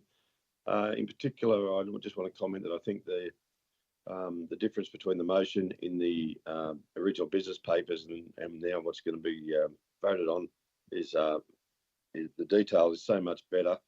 I think a lot of the hype around what has or hasn't gone on around the place is very clearly spelled out in this motion, the different steps, the different parcels. There's been such a zero-in focus on the Bungle Gumby land. I think it's just being fair to all concerned that there has been a lot of other work done behind the scenes. So, but yeah, I will support that amendment. Thank you, Councillor Mann. So any further discussion or debate, councillors? There being no further discussion or debate, Councillor Ivey, as the mover of the original motion, you have a right of reply on anything that has been said in relation to the amendment only. Thank you, Mr. Mayor. Only to reinforce that, yes, I will support the amendment. I think that it hopefully will put things to bed. Hopefully it will clarify, get the Department of Health to clarify exactly what their position is. Thank you, Councillor Ivey. So we have the amendment before us now. Again, this is just the amendment we're voting on. The amendment from Councillor Black. All those in favour? Against? Declare that carried. Thank you. That now becomes point 7 and 8. Sorry, just to confirm there, Ms. Wade. So Councillor Mann voted in favour. Yes. Thank you. So that now becomes point 7 and point 8. So now we return to the motion. So we've got the first 6 points as they were before, point 7 and 8 as moved. Now, Councillor Shouter, we've got a foreshadowed amendment. So that now can be the amendment. So you can now move that amendment. Yeah. Do I need to read again? Or? Yes, if you move, please. Okay. Thank you, Mr. Mayor. I would like to bring that amendment that the Mayor has responded to ministerial correspondence in the letter dated 7th of July 2023 that shout a guarantee that if council provided the land that the AUD facility would be moved from the Spears Drive site, and point B, or 8 or 9, sorry. Number 9 would be the mayoral letter of 7th of July 2023 be included in the minutes of the July ordinary meeting of council. Thank you. Thank you, Councillor Chowdhury, and I'll put that as point 9 on the motion now, A and B. And so can I have someone second that, please? Thank you, Councillor Goff. Councillor Shouter, you should speak to that motion, to that amendment. I Sorry. just I just echo again, there's a lot of anxiety we can see in the community, and even though the councillor, we all want to help, help and make sure that a facility been done and to start construction, but somehow the information is not flowing correctly to the community, and that creating a lot of anxiety and wrong information going to the community. It's not good. I don't think as an elected body, I don't want to see that happen. That's why I want to bring some sort of clarity and also want to see some sort of transparency. What as a councillor we are doing, we are standing with the community, not with any other region. We are not helping them. So I hope that sort of my notice of motion and other notice of motion will clear the sort of anxiety within the community and give some proper information. And I hope a Western New South Wales Health should come forward and have a proper consultation with the community and give them the right information, not giving us the confidential information and then we cannot pass to the community. So I want to see that consultation will be happening soon from the LHD. Thank you. Thank you, Councillor Chowdhury. Any other speakers on the amendment from Councillor Chowdhury? Councillor Ivey. I have some reservations about it at this stage. I don't know whether it'll add anything to the amendment, to the motion that is now, which now includes Councillor Black's amendments. I don't know whether it will, including that letter in the minutes, will actually do anything. At this stage, we've said we will go back to them and they can consider those two sites. That's what the letter said, basically. I don't know whether it's really going to add anything. It might just confuse things. Thank you, Councillor Ivey. And just for the record there, I have actually followed up for a response to that letter, so I don't have a response to that letter yet. So the letter basically sought some sort of guarantee, as Councillor Chowdhury said there. So I'm not sure it would confuse things further, but at least it would show some information about what's been said and what communication has gone to the Minister. Sorry, Councillor Ivey. Could I just ask a question? Mr Mayor, do you think that actually that letter being sent to the Minister, a reply, a follow-up seeking a reply hasn't been gained, do you think we might be breaching some confidentiality by tabling that letter in the minutes? I wouldn't think so. I'm happy to ask CEO if there's any.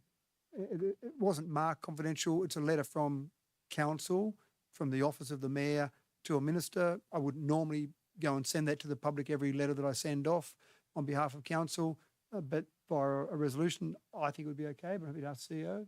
Yeah, it's not confidential or part of a confidential matter, so there's nothing regulatory preventing that from being in the minutes.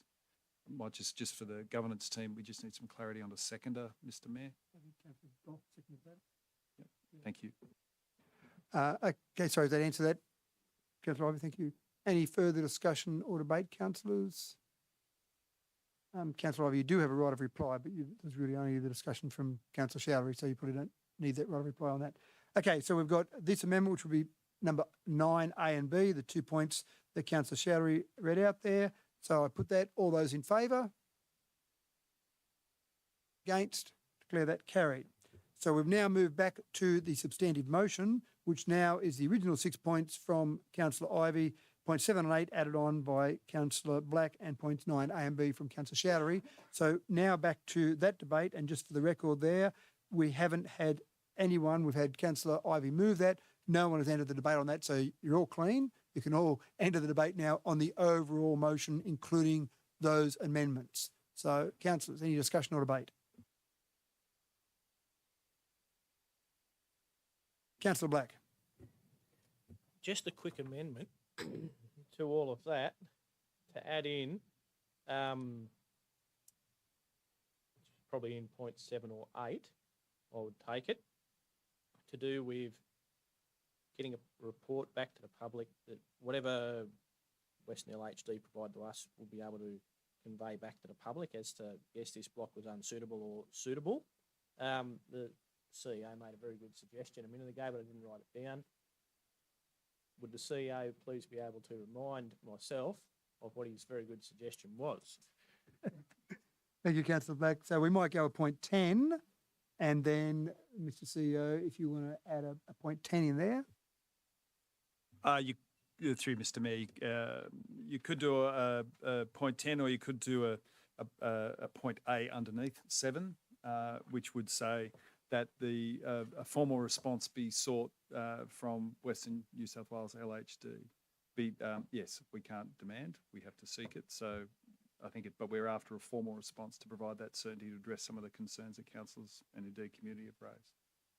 So your exact wording would be? That the Western New South Wales Local Health District be requested to provide a formal response to their assessment of almost you guys writing this down, governance team, just to make sure, because I'm riffing.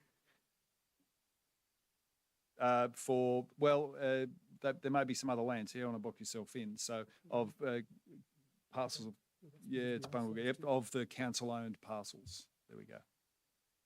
Because it's part A under 7, so like point A under 7, so that refers to those above. Specifically referred to North Bungle Road and Green Grove. Yep. So because it's a part of that, that's the land it refers to. So Councillor Black, you happy with that as a 7A? Did it say in there something about be able to be released to the community? So Or you would said it be- formal response, so formal public response? Yeah, look, I made the assumption it would be. It'd be. I can't see why it would be confidential, but yeah, if you want to really specify that, that would ensure that that is part of our request. So, yep, that would be that great. a publicly available formal response. Yeah, thanks. Righto, so Councillor Black, you've moved that 7A as an amendment. Yes, I have. Thank you. Okay, thank you. Have someone second that, please. Councillor Chowdhury. Councillor Black, you wish to speak to that? I think we probably just spoke through it. Thank you. Thank you, Councillor Black. Any other discussion or debate, councillors? And Councillor Ivey, you do get a right of reply, but again, there's not really much been said on that specific amendment. So we're now voting on the amendment as you've heard it that we seek. Do you want to just run through it one more time, Mr. CEO, while you've got Ms. Wade there in front of you and it's sitting on your screen, just so we know exactly what we're voting on? Sorry, getting a bit.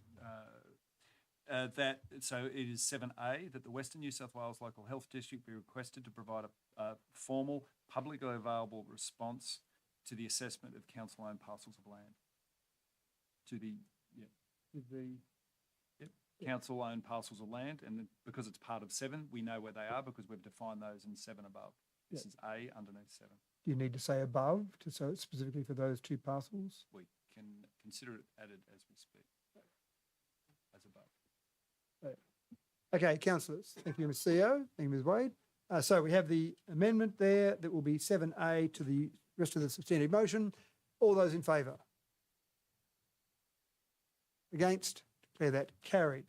So now we move back. We've now got the substantive motion as it was before, still with everyone with a clean record. No debate on the overall motion now. So any discussion or debate or any further amendments for that matter on the motion, which now sits at numbers 1 to 9 with the additional 7A.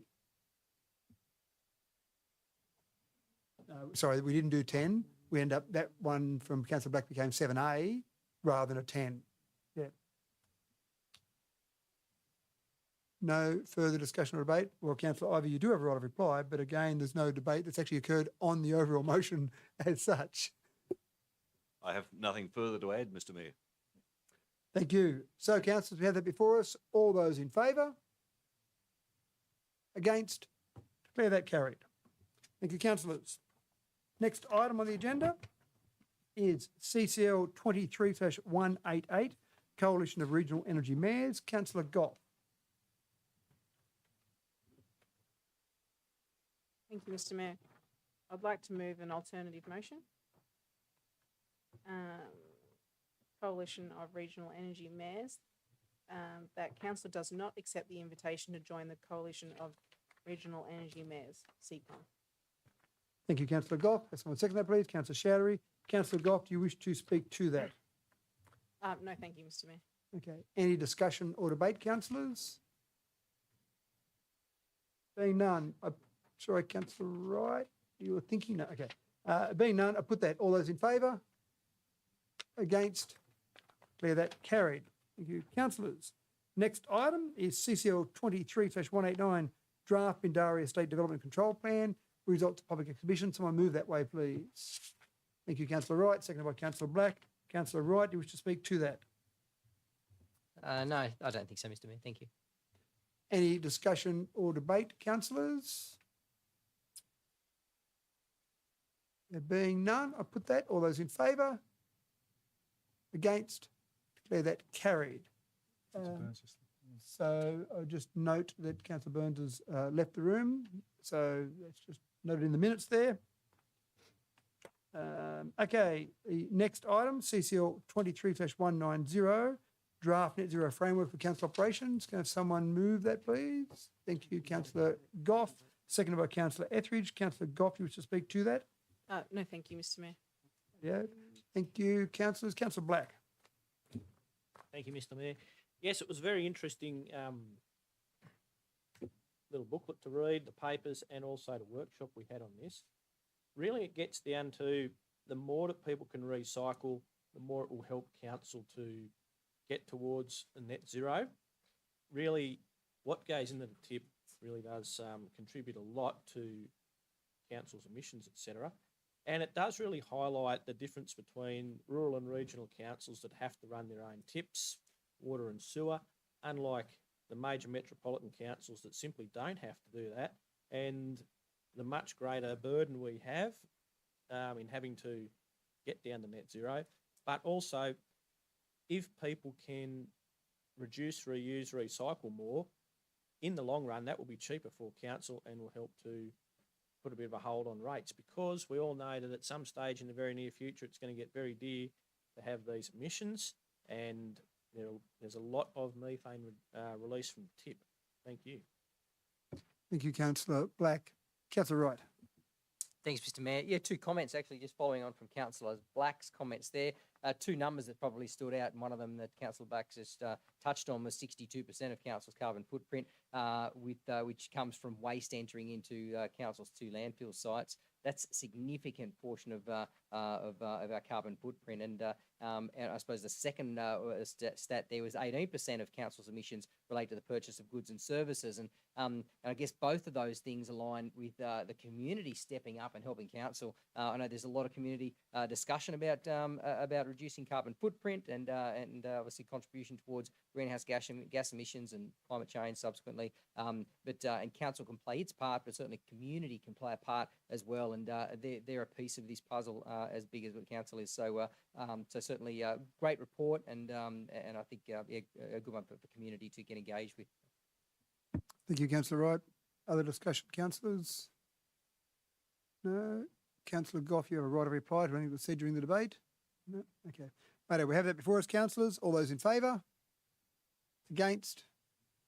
Declare that carried. The next item, CCL 23/191, the draft Joy Road Planning Agreement.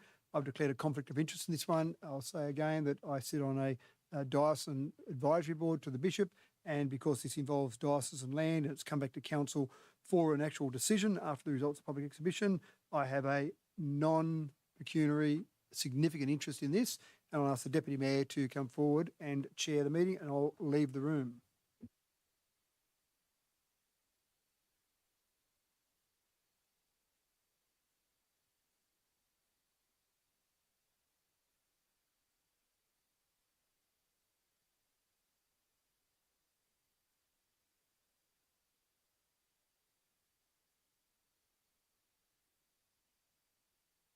Thank you, Mr. Mayor. So we have the CCL 23/191, the draft Joy Road Planning Agreement, results of the public exhibition. Could I have someone move that be the report of the development contributions planner, please? Moved by Councillor Wright, seconded by Councillor Etheridge.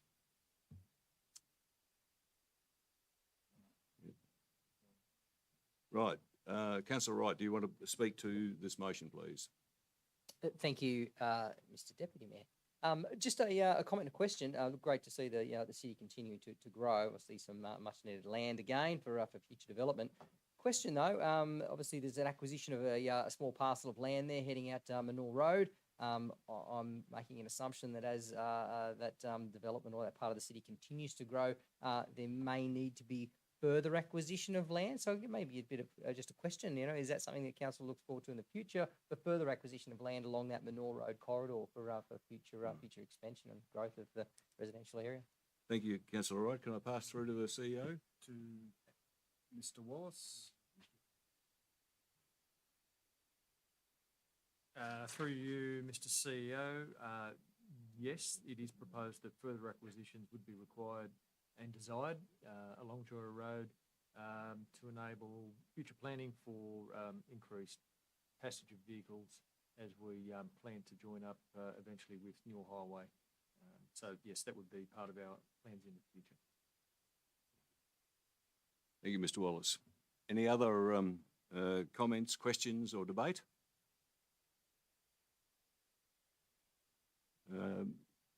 Mr. Mover, do you want to add any other comments? No, thank you, Mr. Deputy. All right, I'll now put the motion. All those in favour? Against? Carried. I declare the motion carried. Can I ask that the Mayor be brought back into the room, please?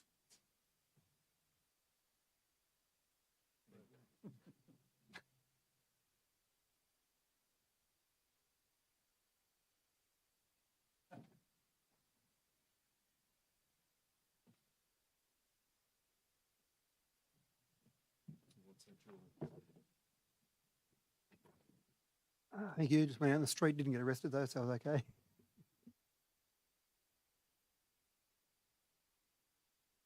Okay, right, thank you. So when, if the gentleman on my left, when you speak, just try and move those microphones a bit closer, please. Thank you. Councillor Wright's a bit hard of hearing at his age. Okay, thank you, Councillor Ivey, for doing that for me. The next item, councillors, is CCL 23/192, planning proposal R23/005. Can I have someone move that way, please? Thank you, Councillor Etheridge, seconded by Councillor Wells. Councillor Etheridge, do you wish to speak to that? Thank you. Any discussion or debate, councillors? There being none, I put that. All those in favour? Against? Declare that carried. Next item, CCL 23/193, amendments to the Kintyre Heights Estate Development Control Plan. Can I have someone move that, please? Thank you, Councillor Wells, seconded by Councillor Etheridge. Councillor Wells, do you wish to speak to that? No, thank you, Mr. Mayor. Thank you, Councillor Wells. Any other discussion or debate? Councillor Black. Thank you, Mr. Mayor. Only to say that on reading through the DCP for that area and driving past it the other day, I noticed that the amount of trees that have been knocked down, all completely legally. I think as a society and government and council, etc., we really do need to have a look at those land clearing laws, because reading through the DCP, it says about like how many trees will be planted. You think knock down thousands and thousands of them, then have a control order to plant a few more. Seems a bit odd and misplaced. Thank you. Thank you, Councillor Black. Any other discussion or debate, councillors? Councillor Wells, do you wish to respond to anything that was said during there? No, thank you, Mr. Mayor. Thank you, Councillor Wells. I have that. All those in favour? Against? Declare that carried. Next item, CCL 23/194, Double Regional Council representation to the Taronga Conservation Society Australia Board. Councillor Goff. Thank you, Mr. Mayor. Additional motion. Are we voting first? No, you've... Alternative motion. Yes. So that council nominate the councillors that hold the positions of mayor, deputy mayor, and the three standing committee chairs, and the staff that holds the position of chief executive officer and director of strategy, partnership and engagement, to be submitted to the New South Wales Minister of Environment to be considered for selection to fill the allocated board positions of the Taronga Conservation Society Australia Board. Councillor Goff, have someone second that, please. Thank you, Councillor Wells. Councillor Goff, you wish to speak to your motion? No, thank you, Mr. Mayor. Thank you, Councillor Goff. Councillor Chowdhury. Thank you, Mr. Mayor.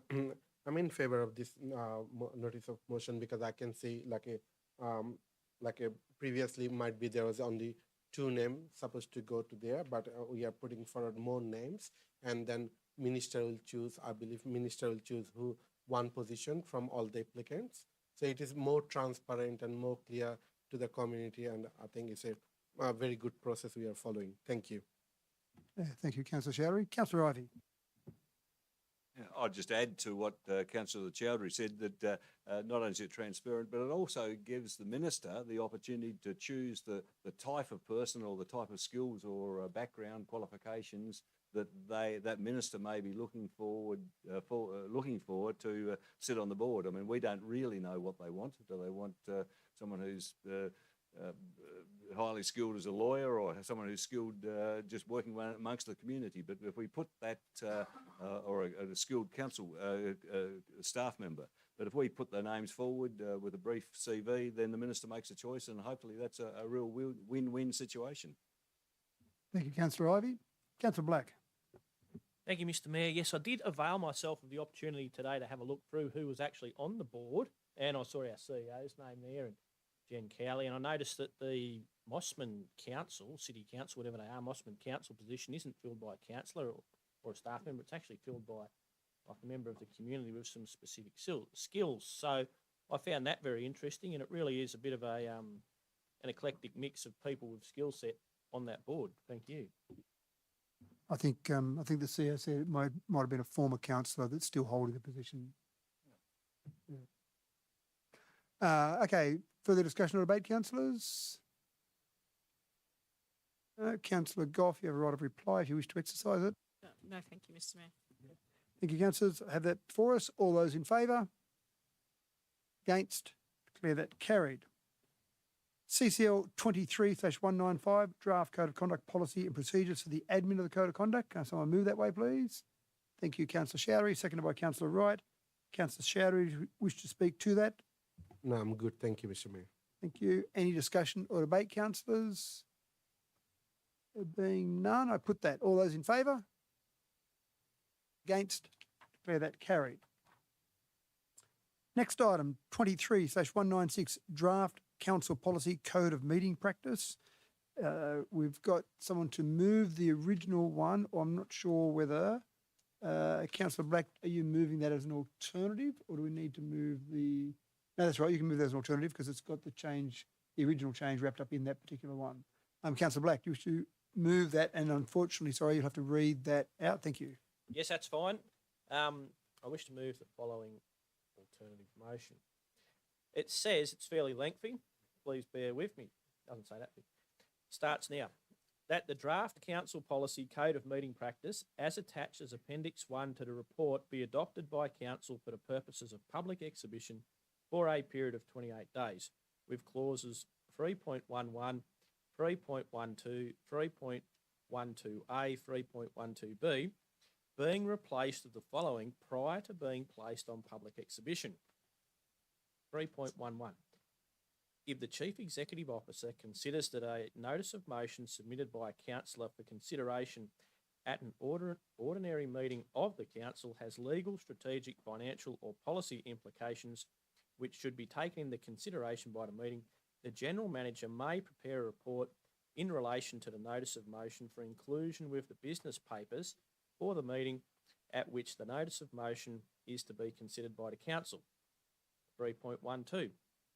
A notice of motion for the expenditure of funds on works and or services other than those already provided for in the council's current adopted operational plan must identify the source of funding for the expenditure that is the subject of the notice of motion.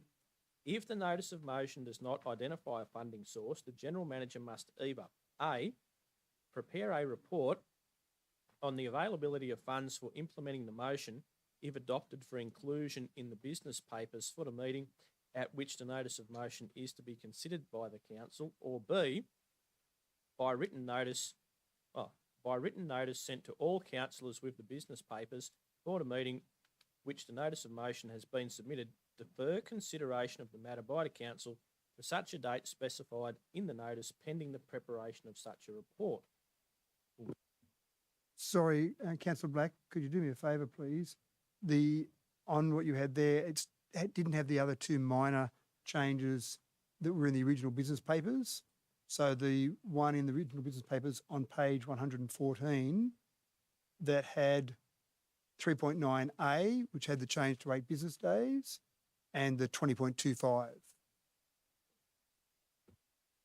Alternative motion, 3.9, a councillor may give notice of any business they wish to be considered by the council at its next ordinary meeting by way of a notice of motion to be included on the agenda of the meeting.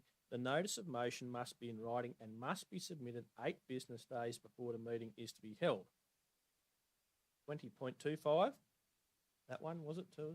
Well, Thank you, the one directly underneath that. Thank you.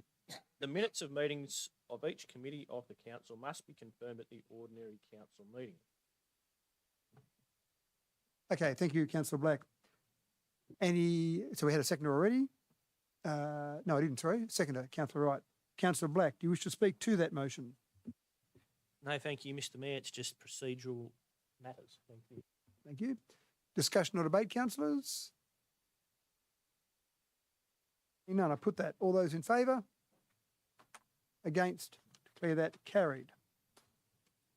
The next item is CCL 23/197, Road Closure and Disposal Agreement. Have someone move that way, please. Thank you, Councillor Black, seconded by Councillor Wright. Councillor Black, do you wish to speak to that? No, thank you. Discussion or debate, councillors? Being none, I put that. All those in favour? Against? Declare that carried. Next item, 23/198, Execution of Plan of Subdivision at Keswick Estate, Stage 5, Release 2. Councillor Wright. Thanks, Mr Mayor. Just declaring a conflict of interest on this particular item.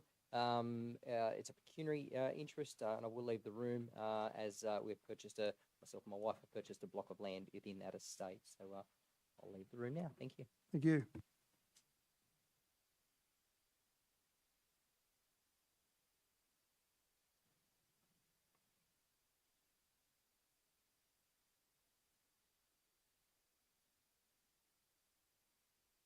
Thank you, councillors. Can I have someone move that way, please? Thank you, Councillor Wells, seconded by Councillor Etheridge. Councillor Wells, do you wish to speak to that? Just briefly, Mr Mayor, thank you. I'm really pleased to see that there's more releases of the Keswick Estate. Long time coming. Thank you. Thank you, Councillor Wells. Any other speakers, discussion or debate, councillors? Councillor Black and then Councillor Showery. Thank you, Mr Mayor.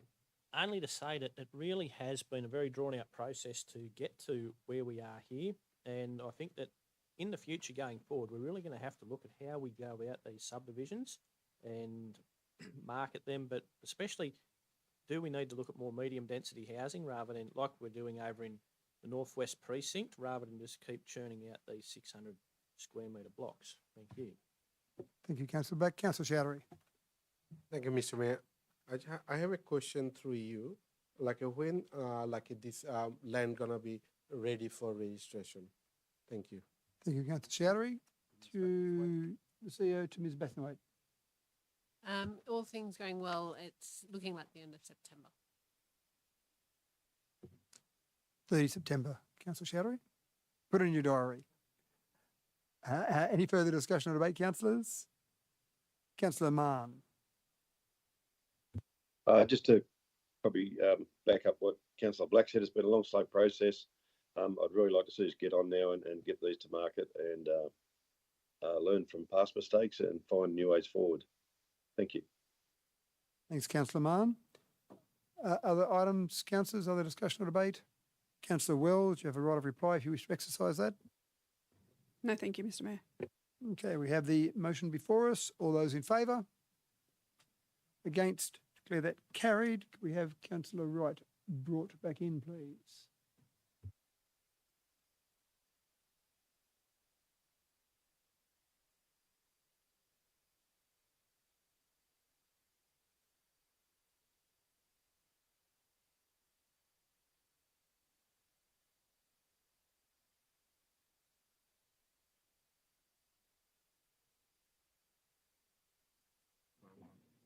Thank you, Councillor Wright. The next item is CCL 23/199, Tree Preservation Order. Can I have someone move that way? Councillor Goff, seconded by Councillor Showery. Councillor Goff, do you wish to speak to that? Thank you, Mr. Mayor. I 110% support this motion. I had the privilege of growing up in Orange, and if not, Cook Park was my second home. I understand preserving big trees is absolutely beneficial, and I want to commend our staff, our majorly qualified staff in our Dubbo climate, on how important it is to preserve our tree canopy because we are a hot climate. Orange has a removal of trees on private property form, not a policy, which comes under the SEP. They've had that for 5 years. They do not have a policy. What we are putting forward today is the implementation, the input from community to put a policy in place. So therefore we'll be ahead. Just putting that to bed. So let's be the forerunners on putting these prevention orders in place and protect the canopy that we already have. Thank you, Councillor Goff. Any other speakers on this? Councillor Showery. Thank you, Mr. Mayor. I would like to echo with Councillor Goff because we really need to this canopy be grown, and also I also thanks the council to do this policy bringing to the community, and I'll urge to the community member when it's gone to the public consultation, please put as much as information you have, as much demand you have, so we can bring a good policy just for not now, for future, so we'll live in a better city. Also, in that, I like to highlight it in that report, page number 132, that Orange City Council, there was canopy coverage is unknown. Canopy coverage is unknown, but I got the report from the staff from Orange Council, and they actually have a canopy coverage, and Orange currently is under 17.3% canopy coverage. Lucknow is 7%. Spring Hill is like a 4.9%. So I would like to amend to not amend, sorry, I'd like to comment to the council staff when they do this sort of public report, they really go really be careful and go to the other council and make sure this report or correct information put in the correct.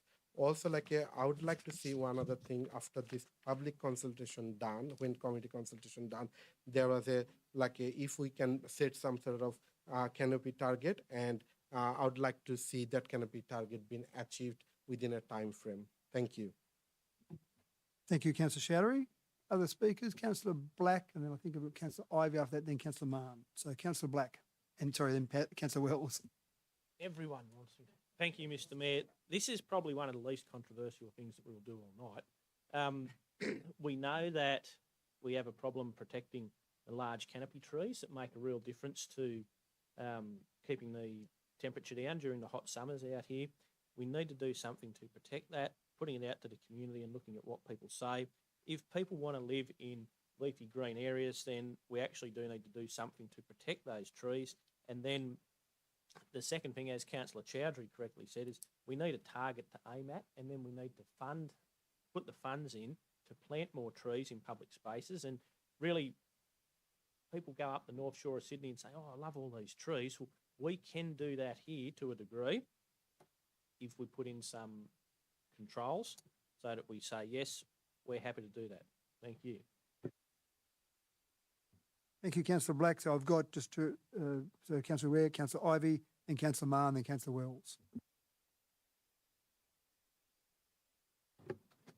Just quickly, Mr. Mayor, yes, I agree with Councillor Black. I think it's a fantastic idea. We put it out for public consultation. We come back, we develop a good tree preservation order. That's absolutely fine. It is absolutely not sufficient though just to have that preservation order. We do have to have a program whereby we plant more trees.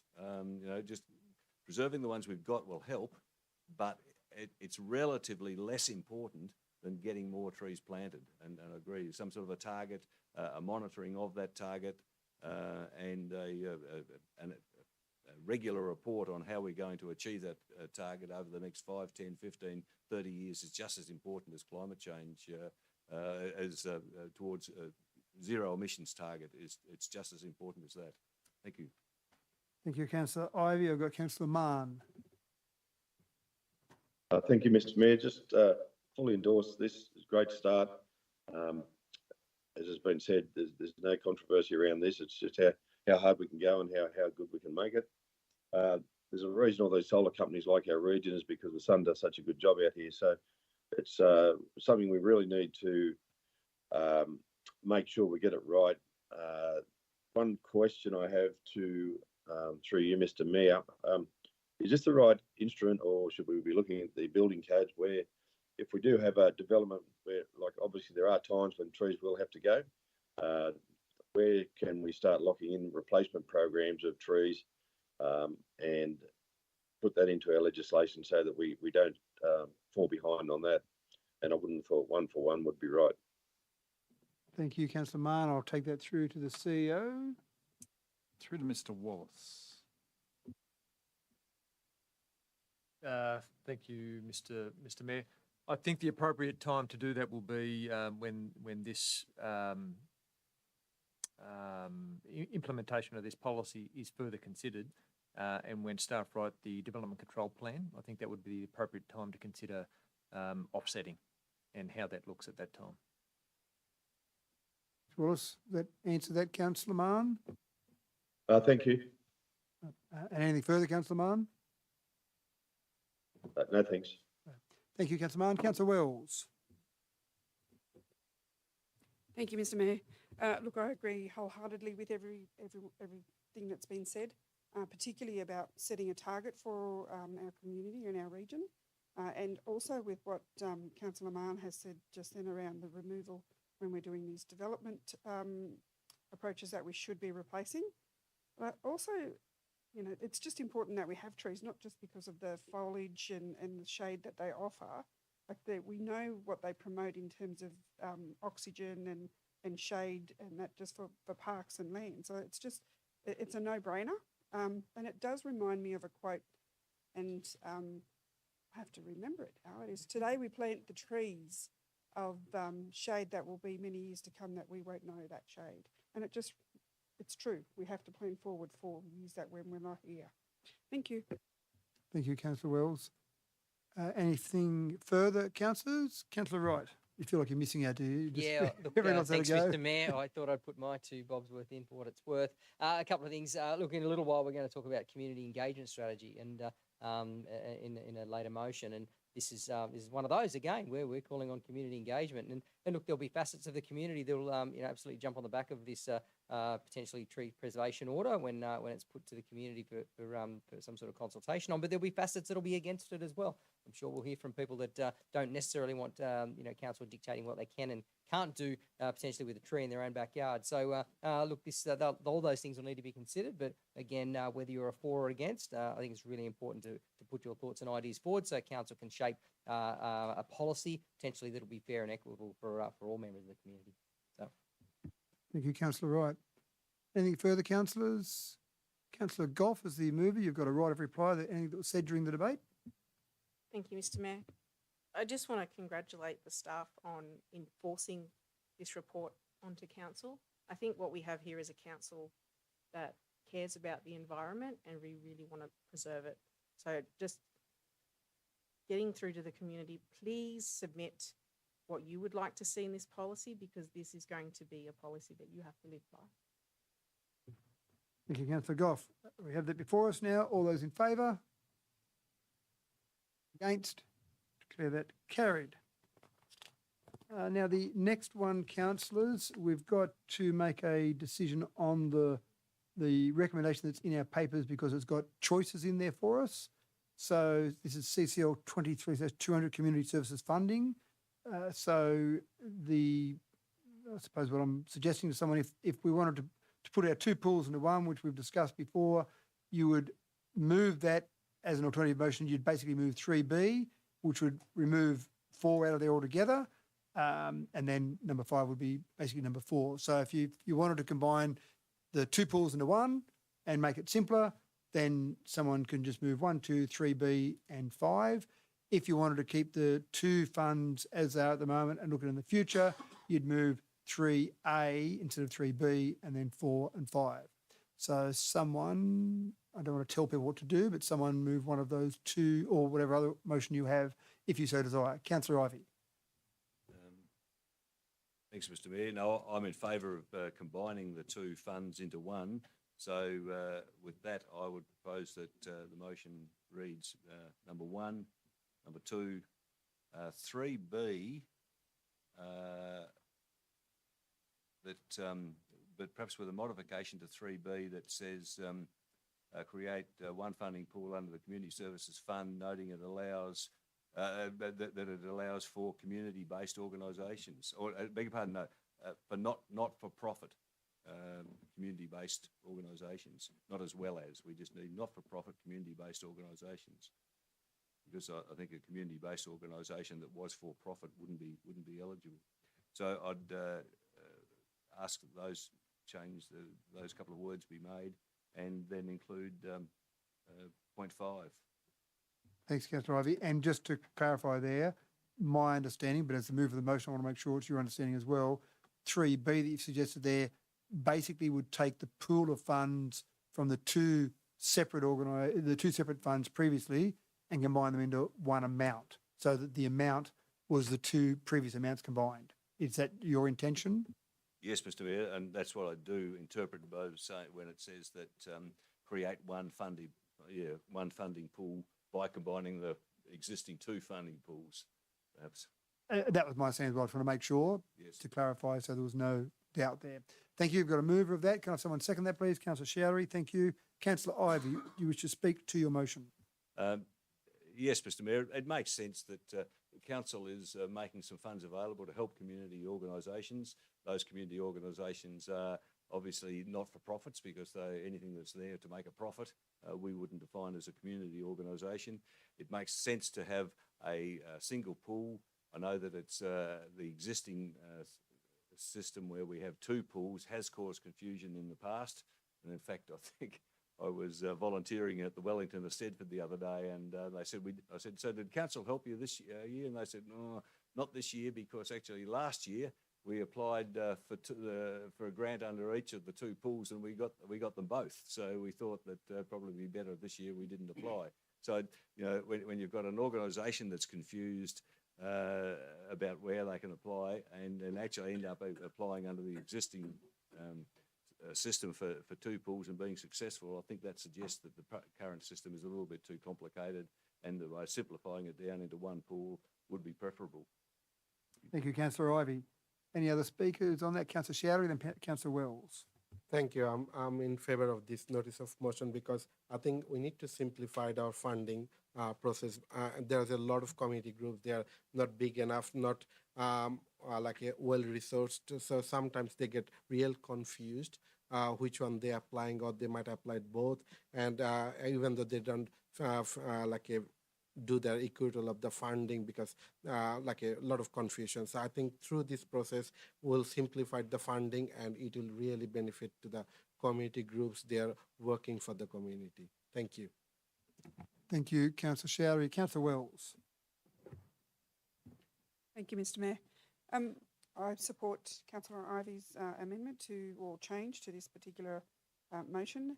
And I wonder or question whether that how are we communicating this as best we can to community, and are we getting suitable amounts of applications for these funding rounds when they come through? Because I think there's lots of smaller organisations out there that I'd be aware of that wouldn't know how to apply for this, or when it's available. So I suppose our marketing, how do we do that? So, question to you, please, Mr Mayor. And I'm happy to answer that, because I think one of the things that Councillor Ivey intends to do with this particular change is to make it simpler for people, so then organisations that are out there that have been a bit confused maybe in the past, or not sure which fund to go for, or one fund was smaller and that other fund's bigger, do I go for that one, do I qualify there? So I think part of Councillor Ivey's intention is to make it easier for those organisations that you're talking about. So hopefully we don't want to be undersubscribed. We've got the money there for the community. Let's make sure it gets out to the community. Hopefully that answers your question. Any other discussion, councillors? Any other debate? Councillor Wright. Just a question of clarity. The Community Services Fund and the Community Assistance Fund both have slightly different parameters. If they were combined, would council suggest adopting one of those over the other, or would it just be a mash, or would it be totally rewritten so that so the community groups understood specifically what the criteria was? Because they seem to be slightly different between each of those funds at the moment. I think the intention in the wording there of what Councillor Ivey's put forward is that it would be using the criteria from the current Community Services Fund. Happy to go through the CEO to Mr. Arms if you want to, or you're happy to clarify that? That's correct. I just add with the removal of as well as put forward, we might just need to tinker a bit to cater for that. So the guidelines may need some small adjustment, but broadly speaking, yes, that's the purpose of that wording there. It goes under the framework of the Community Services Fund. We'll need to tinker at that to make sure it's only for not-for-profits. CEO, does that make sense, Councillor Wright? Yes, it does. Thanks, Mr. Mayor. So I was going to ask a further question there with respect to the Community Assistance Fund, which is for, the Community Services Fund, which is for those entities that are just community groups, not necessarily not-for-profit. Maybe a question on notice is, do we have some statistical data on how many community organisations who are not-for-profit may have benefited from that fund over the last couple of years, and we might inadvertently miss out on future funding? And I don't know that we've got the data on that. I like the question on notice part of that question, Mr. Mayor. But I think that Councillor Ivey's intention was really to make sure that if there were some organisations in the past that were for-profit that received funds, then Councillor Ivey's intention in this motion is to say that's not appropriate that those for-profit organisations are receiving community funds. And happy to be picked up, Councillor Ivey, you can answer that question if you'd like from Councillor Ivey effectively to make sure that's the intention of your motion. Yes, thanks, Mr. Mayor. That is the intention. I would take it that if an organisation is a for-profit organisation, they don't qualify for council assistance. And I think going forward, Councillor Wright, if this does become a major problem, it might be something that Mr. Arms might come back to council and say, actually, now we've imposed that, we've actually found some really important organisations that need the money to help with something. So again, I take Councillor Ivey's point though that he wants to make sure community money goes to not-for-profit organisations. Any further, Councillor Wright, while you're disrobing? Okay, anything further, councillors? Any further discussion or debate? Councillor Ivey, you have a right of reply to anything that was brought up during the debate. Just to clarify, I think the CEO mentioned that we were deleting as well as, but in actual fact we are, as I understand it, we're deleting well as all. But, just to make sure we've got that right. Thank you, Councillor Ivey. We have that before us. All those in favour? Except I've lost Councillor Mahn's. Thank you, Councillor Mahn. I've got you back again. All those in favour, I had Councillor Mahn as a yes. All those against, declare that carried. The next item, CCL 23/201, Destination Dubbo Funding. I've got an alternative motion there from Councillor Wells. Yes, thank you, Mr. Mayor. So the alternate motion reads that, one, that the following funding strategy be undertaken as the preferred option to enable council to complete the Destination Dubbo projects. That council make a formal submission to Infrastructure New South Wales that all remaining Infrastructure New South Wales funds are allocated to complete the Macquarie River Events Precinct and the Heritage Plaza projects. B, that council prepares an expression of interest application for the Growing Regions program to fund up to 50% of the Wiradjuri Tourism Centre utilising the Create New South Wales funds as part of council's match funding contribution. And C, that the EOI, as expressed in point B, requires council to contribute $2.2 million in resources resourced via an internal loan, and that the detailed funding strategy will be developed and provided to council prior to the full application. Point 2, that it be noted that this funding strategy would see all 3 Destination Dubbo projects be completed. 3, that it be noted that should the EOI be unsuccessful at an alternate funding strategy for completion of the Wiradjuri Tourism Centre will be brought to Council for further consideration. And 4, the Council recognising the need for this to be the community-led experience, continue to engage community and government agencies to establish formal partnerships with Aboriginal-owned organisations for the future ongoing operations of the Wiradjuri Tourism Centre. Thank you. Thank you, Councillor Wells. Can I have someone second that, please? Thank you, Councillor Etheridge. Councillor Wells, do you wish to speak to that? Thank you, Mr Mayor. Look, I just think it's really important that all 3 Destination Dubbo places, event projects get up. And this gives us... Sorry, Councillor Wells. I think Councillor Burns, were you going to declare a conflict in this one at the beginning of the meeting? Sorry. My apologies, I should have picked that up earlier. Sorry, Councillor Wells. I did have a conflict, but I had a non-pecuniary less than significant interest in the matter, as I'm traditional owner, and the matter considers Wiradjuri cultural item. So as it currently stands, I will remain in the room. Thank you, Councillor Burns. My apologies, Councillor Wells. I should have picked that up earlier. Thanks, Mr Mayor. I was on a roll then too. No, look, what I wanted to say was that these are hot, aren't they? It is important that all 3 projects are, completed. I have to say I've got really specific connections to the Wiradjuri Tourism Centre, and that I think that when we get to this point to having this, available in this community, it's going to bring so much opportunity, cultural opportunity, not just for Dubbo and the region, but for all of New South Wales and the nation, and from visitors, from international visitors. We know that this community and the First Nations people and clans and groups here, and particularly the traditional owners, have the opportunity to showcase some strong cultural practices and some strong cultural, what was the word I was looking for? I've lost it. Anyway, I just, as I said, it's really important that the Wiradjuri Tourism Centre gets up. Thank you. Thank you, Councillor Wells. Other questions, debate, discussion, councillors? Councillor Wright. Thanks, Mr Mayor. Just a question, maybe to the CEO through you, Mr Mayor. There's been some comments from different facets of the community as to why we wouldn't just drop one project and keep a couple of others. I guess my question might be that if, for example, let's call it the entertainment precinct, the river foreshore, for want of a better word, if we were to cancel that particular part of the project, what would the implications of that be? Do that. Thank you.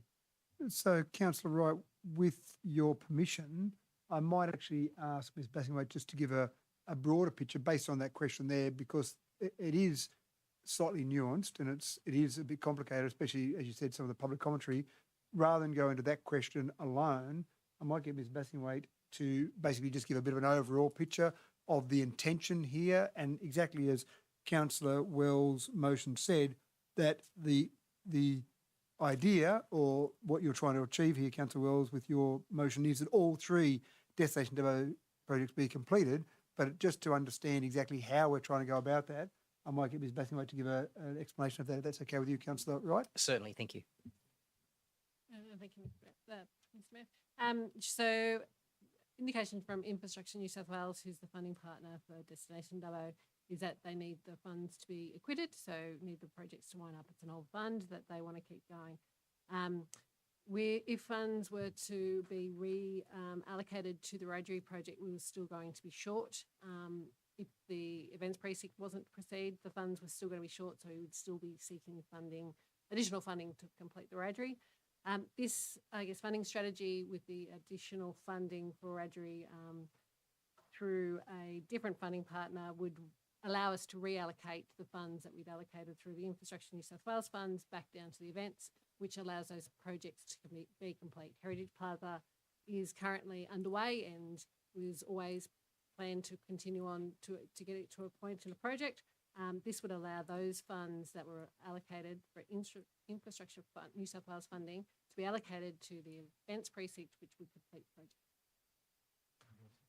And certainly, Ms CEO. And the risk is that because we haven't yet submitted the DA for the Wiradjuri Tourism Centre, is that we won't be able to spend the Infrastructure New South Wales money if it's still sitting with the Wiradjuri Tourism project, so we would lose that money and hand it back.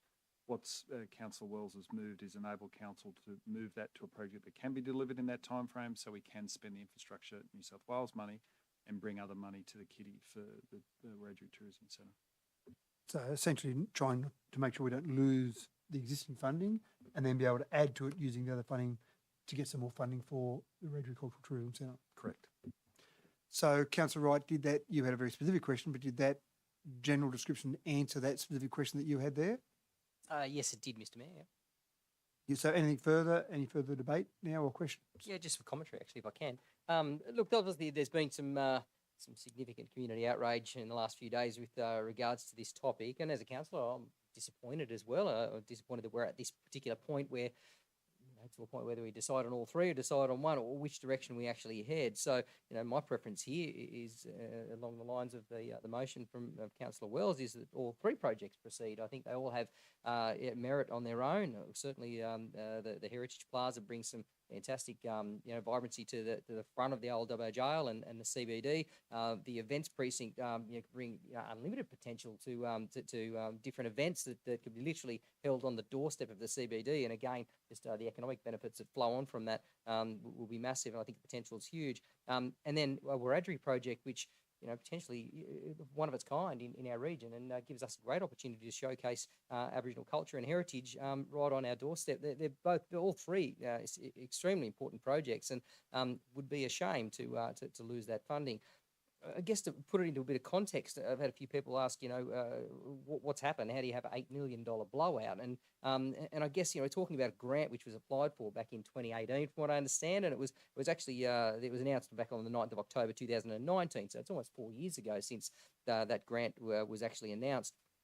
But since then, I'm sure many people are aware that we've experienced a pandemic, we've experienced floods, storm emergencies, and along with that, we've also seen some significant cost increases in construction costs, delays on the Heritage Plaza due to uncovering those historical footings, which we've had some delays with the Office of Environment and Heritage. So it's been a number of things that have led to this, and not necessarily the fact that council has sat on their hands and blew out an $8 million hole in a budget. So I think community needs to understand that, and the community also needs to understand that this group of councillors are pretty focused on making sure that these projects proceed in some way, shape or form, and I'm hoping we get some support from Councillor Wells' motion to that note.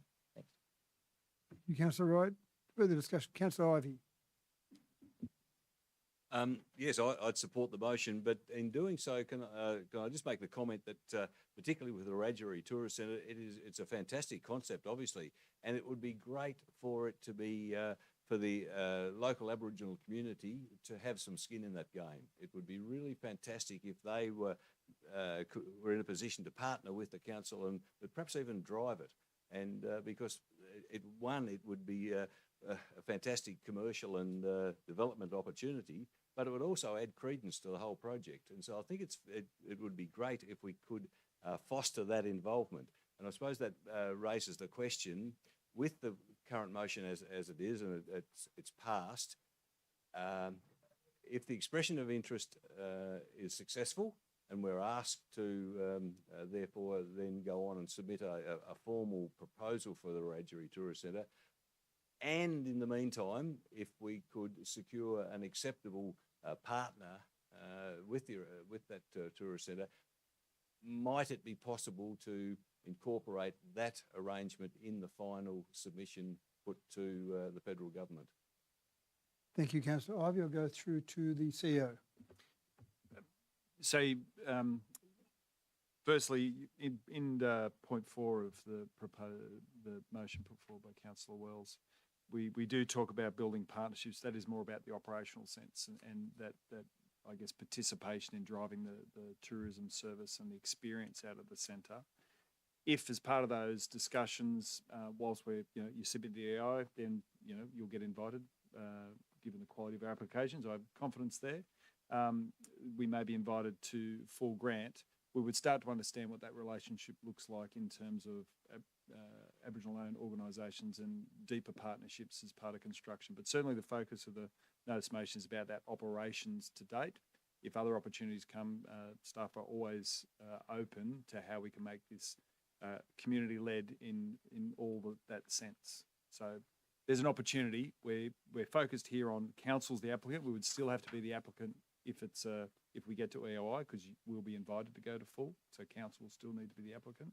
So the focus of the notice motion is about we'll undertake that community engagement around the services and the operations of that built facility. Thank you, Mr. CEO. Councillor Ivey, further? Yes, just again, a follow-up comment on that. In some ways, that does seem a pity, because I would have thought that an application where an Aboriginal organisation is, if not front and centre, really driving it, is likely to be more successful than council submitting the application for an Aboriginal tourist centre. So I would have thought perhaps if we get past that EOI stage, and as you say, presumably we will, I just wonder if there's not the opportunity at that stage to increase the probability, the chances that their application would be then successful. Maybe it just can't be done. Maybe having got the EOI, we can't change it. But gee, it would be good if we could. Thank you, Councillor Ivey. Mr. CEO. Yeah, so there's a bit of nuance there. So we would still be the applicant. That's not to say we can't put forward as part of the application deep partnerships with Aboriginal-led organisations. That's the difference. From a bureaucratic sense, we would be applying for the grant as the organisation, but you would bring evidence of those that support, that partnership as part of the application, to your point about not just because it's going to be a successful grant, but because that's how we want the service to be successful as well. Thank you, CEO. That's fine, Councillor Ivey. Okay. Other discussion? Councillor Black. Thank you, Mr. Mayor. Just a couple of questions, if I may. So the options are a 90-10 funding partnership or a 50-50. If we don't get either of those, say the 50-50, but we don't get, it says in the amended motion there about different funding sources. What would then be the cost to council if we were unsuccessful in the 50-50? If we bypassed the 90-10, went to the 50-50, didn't get that, what would we be looking at as a total, please? And I assume, Councillor Black, your question is if we still went ahead with everything and we didn't get the funding, what would we have to find in funding sources of our own money, essentially? How much would we be up for? Mr. CEO. $9.3 million. So hence the importance of going for the federal grant. There you go, 9.3. Thank you. So what would we be up for if we got the 90-10? What would be the cost to council then with the 90-10 for the Wiradjuri Tourism Centre, please? And just noting, I'll ask that of the CEO, but noting that the motion from Councillor Wells is not going 90-10, it's going the 50-50 option. Again, which the 90-10, as you're aware, needs to be led by an Aboriginal organisation. This doesn't, but happy to ask the CEO 90-10. So that would be nil extra funding required by council, because you can obtain 90% of a project's funding, or 90% of a project's funding through this if it's an application by an Aboriginal-led organisation. Councillor Back. And again, so we've got to have something in by the 1st, an EOI in for the 90-10 or the 50-50 by the 1st of August, as I understand it. So we know that there's a bit of a massive blowout / shortfall in the funds available for the Wiradjuri Tourism, the vital Wiradjuri Tourism Centre. What meetings have we had with state and federal ministers so far saying we need funds for this vital project? Like face-to-face meetings with ministers, go down to their offices and say we're short $9 million or whatever it is, we need some funds for this vital project. You, CEO? None directly, particularly in New South Wales, because we've obtained funding, and certainly not the Australian government. The challenge is once they announce a program, they won't talk to you because that's likely to be considered as interference. So with this new program that's been floating around, we can't, once they announce it, we haven't been able to speak to ministers about that. Councillor Back. Thank you.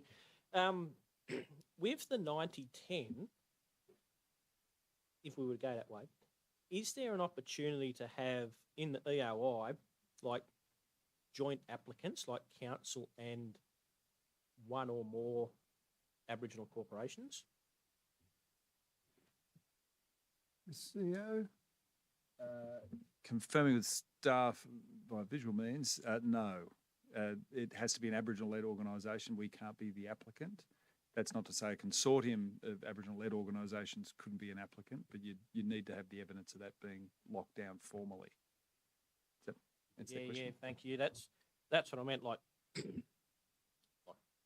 obviously we've got our finger in the pie sort of thing, but could you have like two organisations, Aboriginal organisations, applying for it? What other questions did I have? So it said there in the alternative motion 1C that the EOI is expressed in point B to 50-50 funding for the Wiradjuri Tourism Centre requires council to contribute 2.2 million resource via an internal loan, etc. Now, take it those figures are entirely correct, $2.2 million, fair bit of money, yep. And at 90-10, it would be $0. Is that how I'm reading it? And if we don't get the 50-50, then we're back to, is it 9 million? 9.3. 9.3, there or thereabouts. All right, thank you. Look, I'll just sit down for a minute in case anyone else has got any questions, and then I'll make a comment. Sure. Thank you. Anything further, councillors? Any other questions or debate? Councillor Black. You can sit down for long. Thanks. Thought I'd give others an opportunity. Look, I'm looking at this thinking that what we heard last night, and I know it's probably not ideal, but that's a lot of money. And if we miss out on the 50-50, suddenly we're up for 9.3 million. And this is a vital project to go ahead. And I'm worried that if we don't get the 50-50, then where are we going to find $9.3 million from? I'm worried that the project will just sit there on the shelf. I'm not in favour of a special rate variation for it, I don't reckon, because this is going to be virtually a monument of national significance. You'd have a Sydney, Bathurst, Dubbo, Wilcannia sort of Aboriginal museum trail, basically, and it will be great for the town, but I'm just worried that if we miss out on this 50-50, then the project might never see the light of day ever. That's my big concern. Now, this, I reckon, should be pretty much fully funded by government, not by Dubbo Regional Council ratepayers, because it is such a significant cultural item. And I know that there's been a lot of engagement with the local traditional owners and Wiradjuri people in Dubbo and surrounds. Look, I'd really like to see the 90-10, some way that we can work that to get the money and then work out who is going to run it after we get the money and get the thing built, because we're no sure thing for the 50-50. We haven't gone and begged any federal ministers or state ministers for the money yet. And I'm worried that if it's at 9.3 million, that we may not see the project, a shovel put in the ground to get the thing going. That's my honest concern. So just myself, just thinking as I'm going, the 90-10 looks good to me if we can then decide who will be running the centre later on. Just my thoughts. Thank you. So I'm happy to take part of that as a question, Councillor Black, and if the CEO wants to add further explanation to that.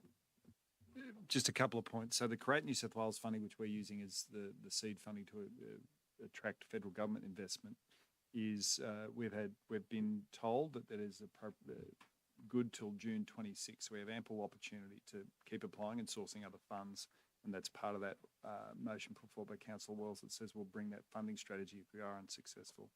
The challenge, as councils would know, with this short turnaround in terms of the closing date for an EOI, I guess that's what we've heard from councillors previously, is concern about governance and due process in terms of selecting an Aboriginal-led organisation in such a short time frame, because they would have to be the applicant. Now, it's a risk for consideration by councillors, the decision in front of you today. Obviously, that's not part of the alternative motion. It is alternative now, the substantive motion to be considered by councillors. Could I put in both? I would sincerely doubt either would be successful if you put two shots for the one project. They would say, what are you doing? Councillor Ivey, now you've already entered the debate, so you can only ask a question. Just a question, Yes. a question for clarification. 50-50, we are up for 2.2 million. Nothing, we're up for 9 million. How do we get from 2 million with 50% to 9 million with 100%? Because remember, we're using the Create New South Wales money as part of the 50-50 money. So, But can't we do that? Can we do that anyway? I mean, if we don't get any funding, can't we add to that the money that would, the equivalent amount of money that we would have got from the grant? so I think in very round numbers, it was somewhere in the vicinity of, say, 15 or 16 million. If we had the Create New South Wales money and our $2.2 million and it got 50-50, that would mean that we'd have roughly, say, 7 million thereabouts, 7 or 8 million, which gives you half of that, say 15 million. If we then said, sorry, we don't get that, we'd only have the Create New South Wales money, which is around the $5 million mark. So say $14 or $15 million thereabouts is the $9 million. So how am I going for, they're very round numbers, but yeah, if that makes sense. That was my understanding. Again, the numbers aren't absolutely accurate, but that was my general understanding of it. Okay, yep. But yeah. Any other questions, Councillor Ivey? Okay. So, councillors, any further discussion or debate? Councillor Burns. Thank you, Mr. Mayor. I just want to say that in a lot of places, they're traditional owners. I'm talking all over the place. In many places, there are none determined.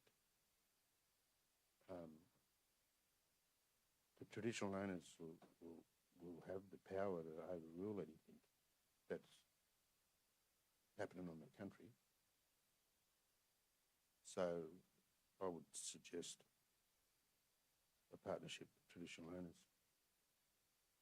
That's all I'm saying. Thanks, Councillor Burns. Any other discussions or items, councillors? Councillor Wright, you can ask a question.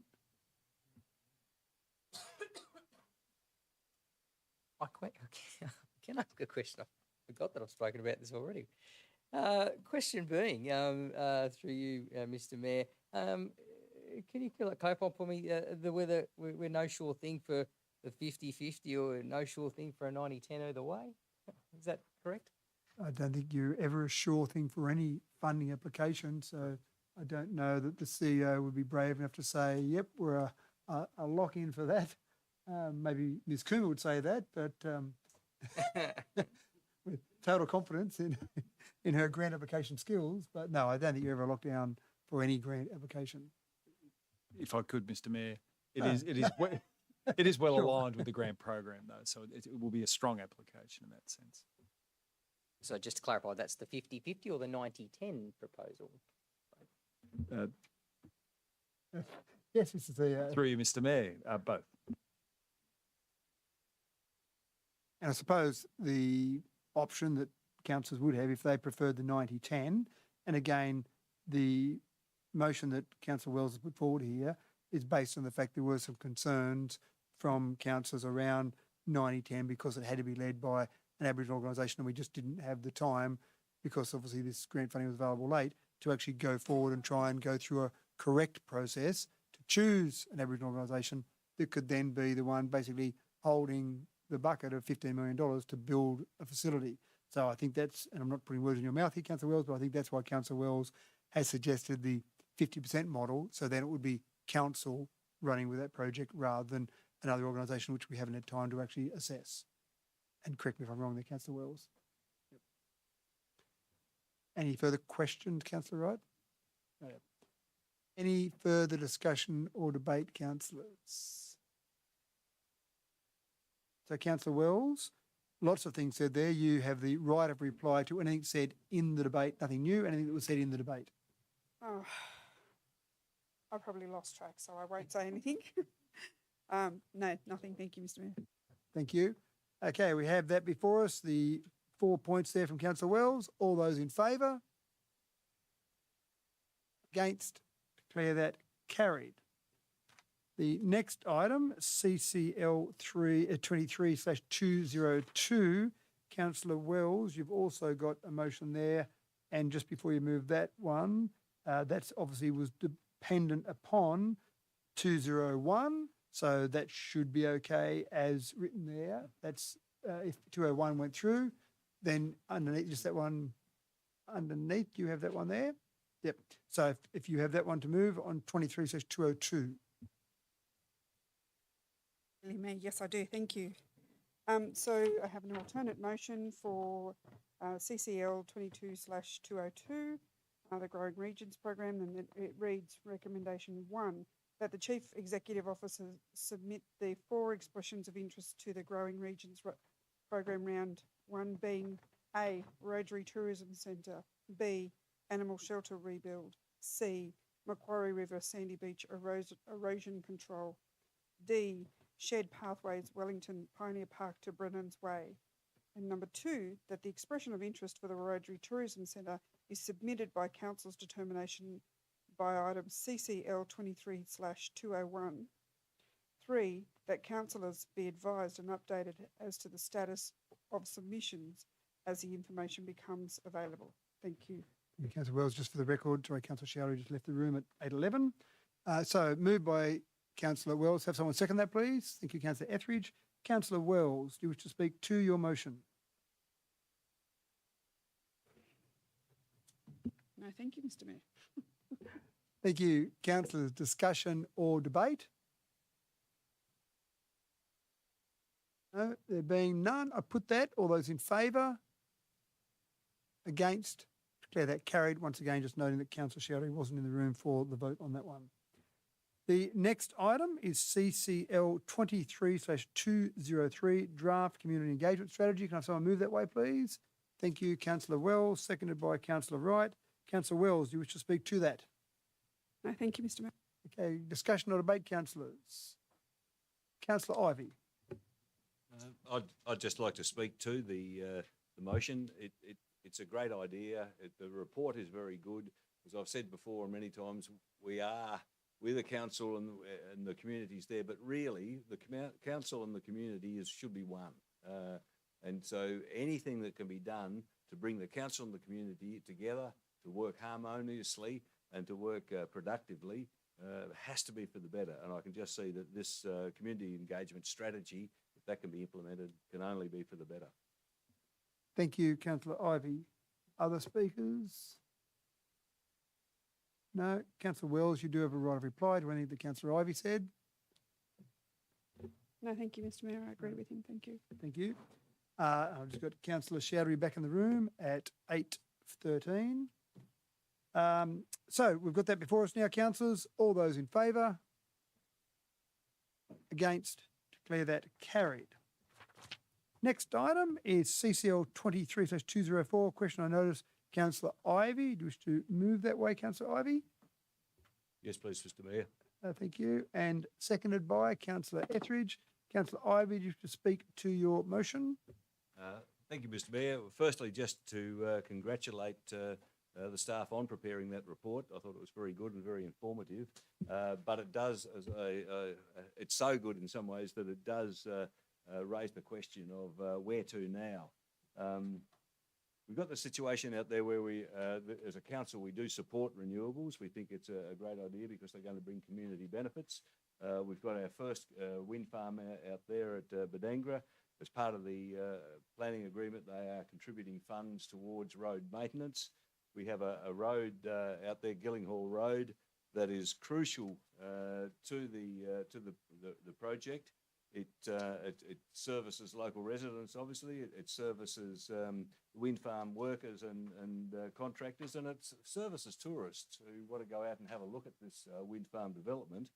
And what have we got? A road that's absolutely no, not impassable, but it's got real problems. And as a council, I don't think you shouldn't put those two things together. Those things shouldn't be together. A bad road in a wind farm development area.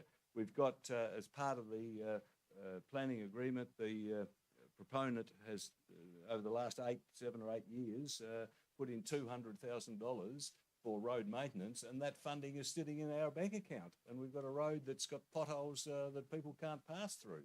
It just doesn't fit. And so I think coming from this report should be a review of that whole maintenance of that road that is so crucially important to the wind farm. Thank you.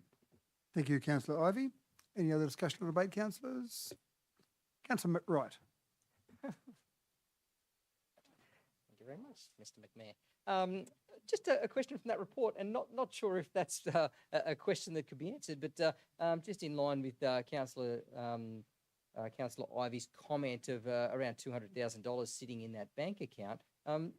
If we're talking about heavy patching of a particular stretch of road, noting this road is around 10.5 kilometres long, what sort of kilometres or metres of section of road would $200,000 of heavy patching cover, approximately? Good question, Councillor Wright. Through you, Ms. CEO, to Mr. Ryan. Noting that this is in fact a gravel road that might need regular grading. Thank you, Mr. Mayor. Exactly, this one's a predominantly unsealed. There's a small section that's sealed road there. So this funding that's collected is to maintain an unsealed road. So, excuse me. So generally, if you're looking at, say, resheeting a road, for example, it's about $30,000 a kilometre if you look at that. So that's the bringing in of gravel about 150 millimetres, and then shaping the road up, fixing up the drainage. So if you're looking at 10 Ks, it's about, call it about $350,000 to do it properly. Hope that answers that. I guess the more substantial type of work that you would do on a unsealed road. That's right. Any further? No, thank you. That does clarify that. Yeah, thank you. Any other discussion or debate, councillors? Councillor Ivey, that was only a question, so there's nothing that was brought up in the debate. Yep. So you want to write a reply on what Councillor Wright said? Yes, please, Mr. Mayor. Again, in response to the Director's comments, I also note that over the last 8 years, Council has actually contributed nearly $200,000 to the repair. So, if that $200,000 could have been combined with the $200,000 that's sitting in the bank, maybe we really could have had a good result on the road. Thank you, Councillor Ivey. We have the recommendation of notation. All those in favour? Against? Declare that carried. Next item, 23/205, question I notice from Councillor Shibli Chowdhury. Councillor Chowdhury, to move that. Yes, Mr. Mayor. Moved. Have someone second that, please. Councillor Black. Councillor Chowdhury, you should speak to that. Thank you, Mr. Mayor. I just in brief, like a thank you to the council to done my question of notice, because we can see through that report there are the varieties of mixed of development happening throughout the CBD, and it is that time to we do some sort of audit and audit for car park. And through that report, I just make a couple of things highlight that council will be undertaking CBD car parking study in the second half of the current financial year as per the operation plan adopted for this year. This will be detailed analysis that will inform any new infrastructure that may be considered by council. But also, like on the river, there is no design for currently any multi-storied level of car parking, but we know there's a big government hub offices coming, and that's why I would like to see a council do a real proper strategy for future to make multi-story car park and just take care of this extra extra load of car because of, we know a lot of people are moving to our region for job and a lot of investment happening. So we really need to see a good strategy for the future so we don't have to see some sort of like a traffic havoc. Thank you. Thank you, Councillor Showery. Any discussion or debate on questions on notice here from Councillor Showery? Okay, there being none, I put that. All those in favour? Against? Declare that carried. Next item, comments and matters of urgency. I'll start from Councillor Wells and go around, and I'll do Councillor Mann after Councillor Burns. Councillor Wells. Thank you, Mr. Mayor. Just want to have 3 points to sort of chat to. One is that Monday of this week we had the inaugural Disability Access and Inclusion Advisory Committee kick-off. It's taken a while to get it up and running, so it's inaugural for this term, not necessarily the inaugural committee. But I was really impressed by the people who we got to the table and the interest and the desire to sort of get into it and get an action plan happening. So I think that's going to go a long way, and I'm really impressed by that Disability Action and Inclusion Advisory Committee. I am particularly, though, not in favour of the word disability, and I think it should change to be more inclusive. So I think there'll be some work for the community to have a look at the label for it. My second point was that I wanted to really do a shout out to council for the work that they put in to put the bid in for the Northern Junior Touch Championships for the next 3 years, and that we got that we were successful for the next 3 years, and I think that's a huge opportunity for Dubbo and for the Junior Touch tournament to be here for the next 3 years. It's been here this year, and we got great feedback. Well, there'll be more accommodation hopefully by then, and I would like to do a call out to our community to be really respectful when we've got other people coming here, and let's keep our costs down. The third one I wanted to make mention of is that last Friday, we had the ceremonial sitting of the Youth Koori Court here at Dubbo, and this has been a journey that I've been a part of for quite some time, since 2018, when we started to talk about how can we get this out here, so people who were already on the journey, and to see it finally come to fruition, and that we can do things differently with these young people who are going in front of the justice system, and if we can actually divert their behaviours and support them to make better decisions and to be better citizens, I think this is going to be better for them and for the rest of the community. And I think it's been a long time coming, and I was really pleased to be a part of that process last week. And that's all from me. Thank you. Thank you, Councillor Wells. Councillor Wright. Just a quick one from me. Obviously, there was a fair bit of excitement a few weeks ago as Dubbo Regional Council was the first council in Australia to 3D print any item or asset that they'd owned, and obviously it delivered a fair bit of excitement, a lot of media attention, and obviously a lot of positive comments. Now, there's a number of comments in the community with respect to the cost of that project, and I think the project cost was a little bit over $300,000, about $315 or just under $316,000, which was actually slightly over budget, in fact, but not by much. And I think that that particular project will be finished in the next few weeks. But I did just want to shout out to the previous council, just congratulate them on the delivery program and operational plan and budget, which they passed down in 2021, which actually allocated $300,000 for that particular project for delivery in this financial year, which this council has obviously delivered on. So well done to the previous council for allocating pretty much exactly the amount of money that this council has spent on that particular item. So that's all my comment was. Thank you. Thank you, Councillor Wright. Councillor Black. Yes, thank you. A very short one this month. I also, along with Councillor Burns and Councillor Wells, thank you, Councillor Etheridge, attended the ceremonial opening of the Youth Koori Court. I had the opportunity there to speak with the New South Wales Attorney General Michael Daly at length about initiatives that can be put into this community for especially youth crime, because we're talking about the youth pre court, but just crime in general. What sort of initiatives can be put into Dubbo to help break the cycle of crime and reduce reoffending and people getting into those sort of situations in the first place? And that was a very good conversation, and I'll be following up with some more things to try and get some actual concrete commitments out of the Attorney General at some stage, hopefully. Thank you. Thank you, Councillor Black. Councillor Goff. I just want to congratulate, this week we had, a couple of us attended a citizenship ceremony in Wellington. And I just want to congratulate Emmanuel and his family for all becoming citizens this week.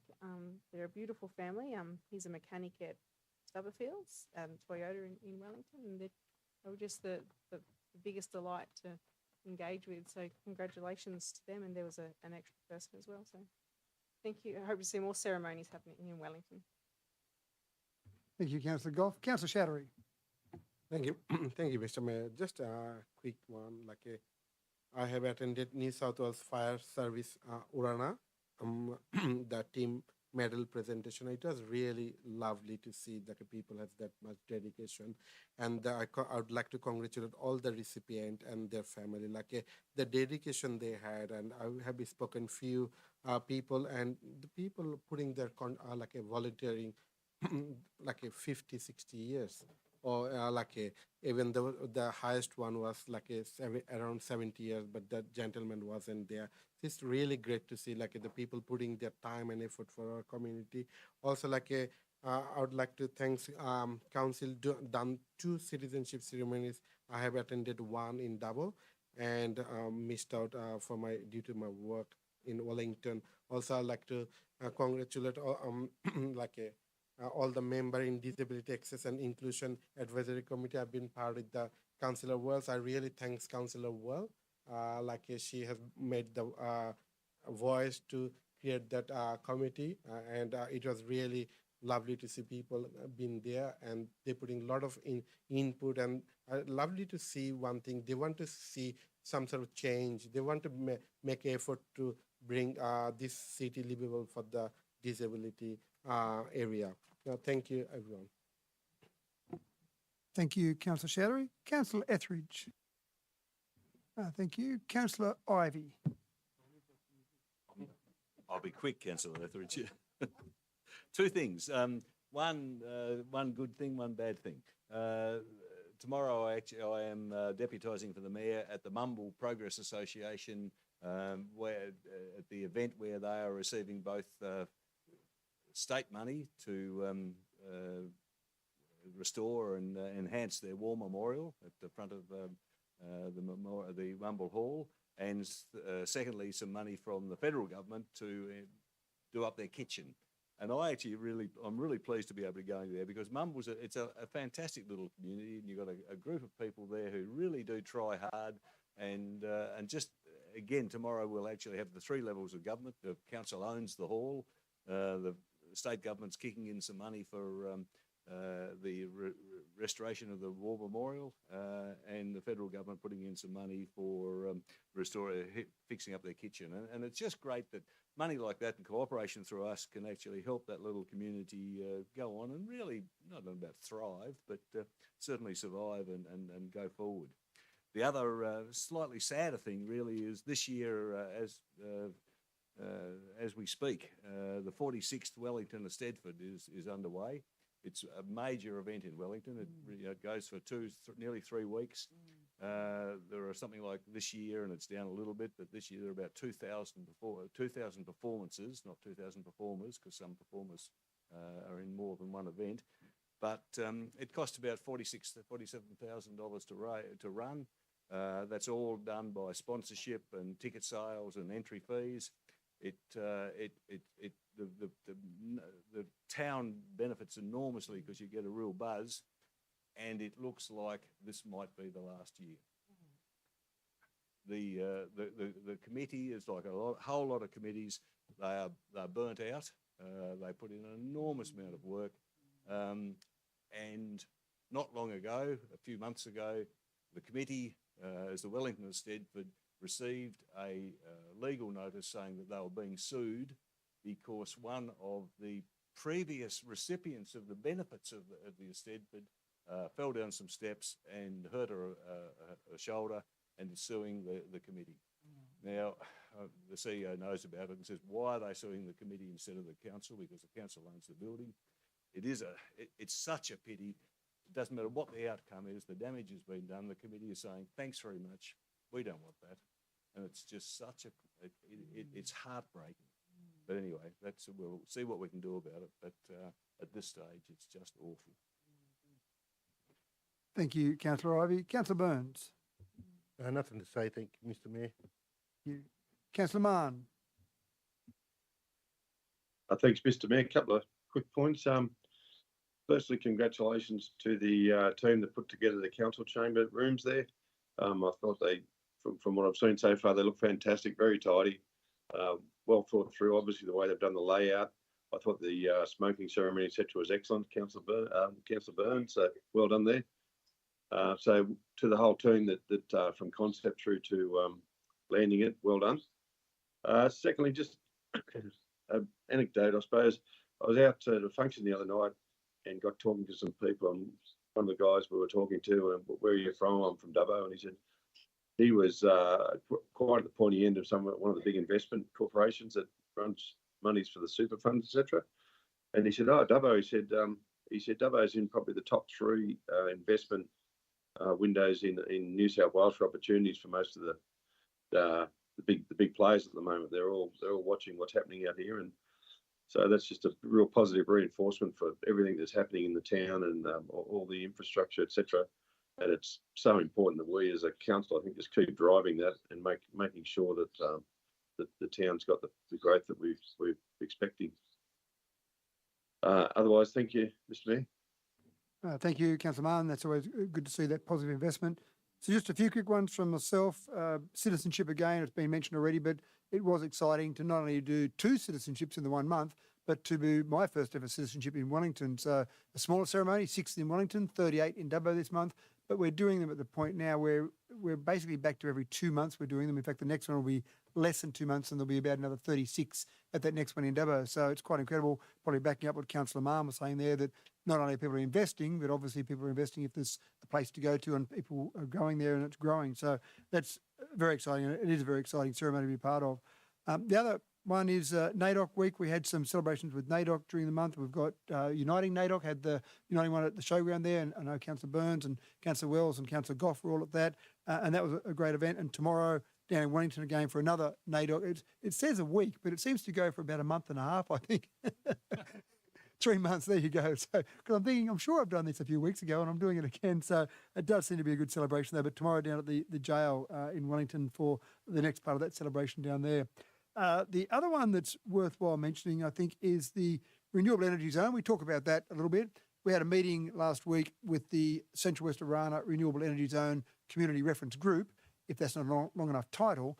And in that particular group, it was announced then that our renewable energy zone, which is 3 gigawatts at the moment, will be increased to 6 gigawatts. They'll increase it first of all to 4.5 gigs and then go to 6 gigs, which is pretty exciting because the amount of investment that we're seeing potentially there will potentially double. And that's fantastic, I think, for the entire Wellington community. Dubbo will benefit from it as well, but it's really focused around that Wellington community. And Mumble's a popular place at the moment, so I was in Mumble during the week as well.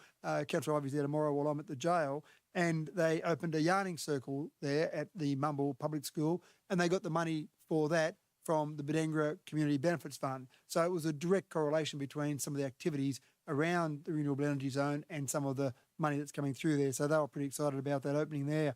Rhino's launch happened the last couple of weeks, so people that are focused on their business, and I think the Dubbo Business Chamber does a fantastic job, so keep an eye out for that. Next week, we've got the Aerial Firefighting Conference. It's being held in 3 locations. It's being held in Seattle, Athens, and Dubbo. It's a concurrent aerial firefighting conference, so participants can choose to go to one of those 3 locations where they'll hold the events concurrently at those 3 locations. So fairly significant for Dubbo to be up there on the same conference as Seattle and Athens. So well done to our staff for securing that particular event. Again, Councillor Wells has mentioned the touch footy. We've got New South Wales Bowls. I mean, some of these events we're getting are quite incredible and bring a lot of people to town, and obviously a lot of money injected into the economy. And again, I think that goes to Councillor Mahn's point that there is a lot of people that are looking at Dubbo at the moment as a great place to invest. So that's all the items I've got, and unusually no confidential matters. So there are no further items. I don't have to shoo anyone out of the public gallery this week or this month. There are no further items for consideration of the ordinary council meeting. I declare the meeting closed, the time being 8:34 p.m. Web streaming has now been completed. Thank you for your attendance to our gallery and to the people online, and cut web stream.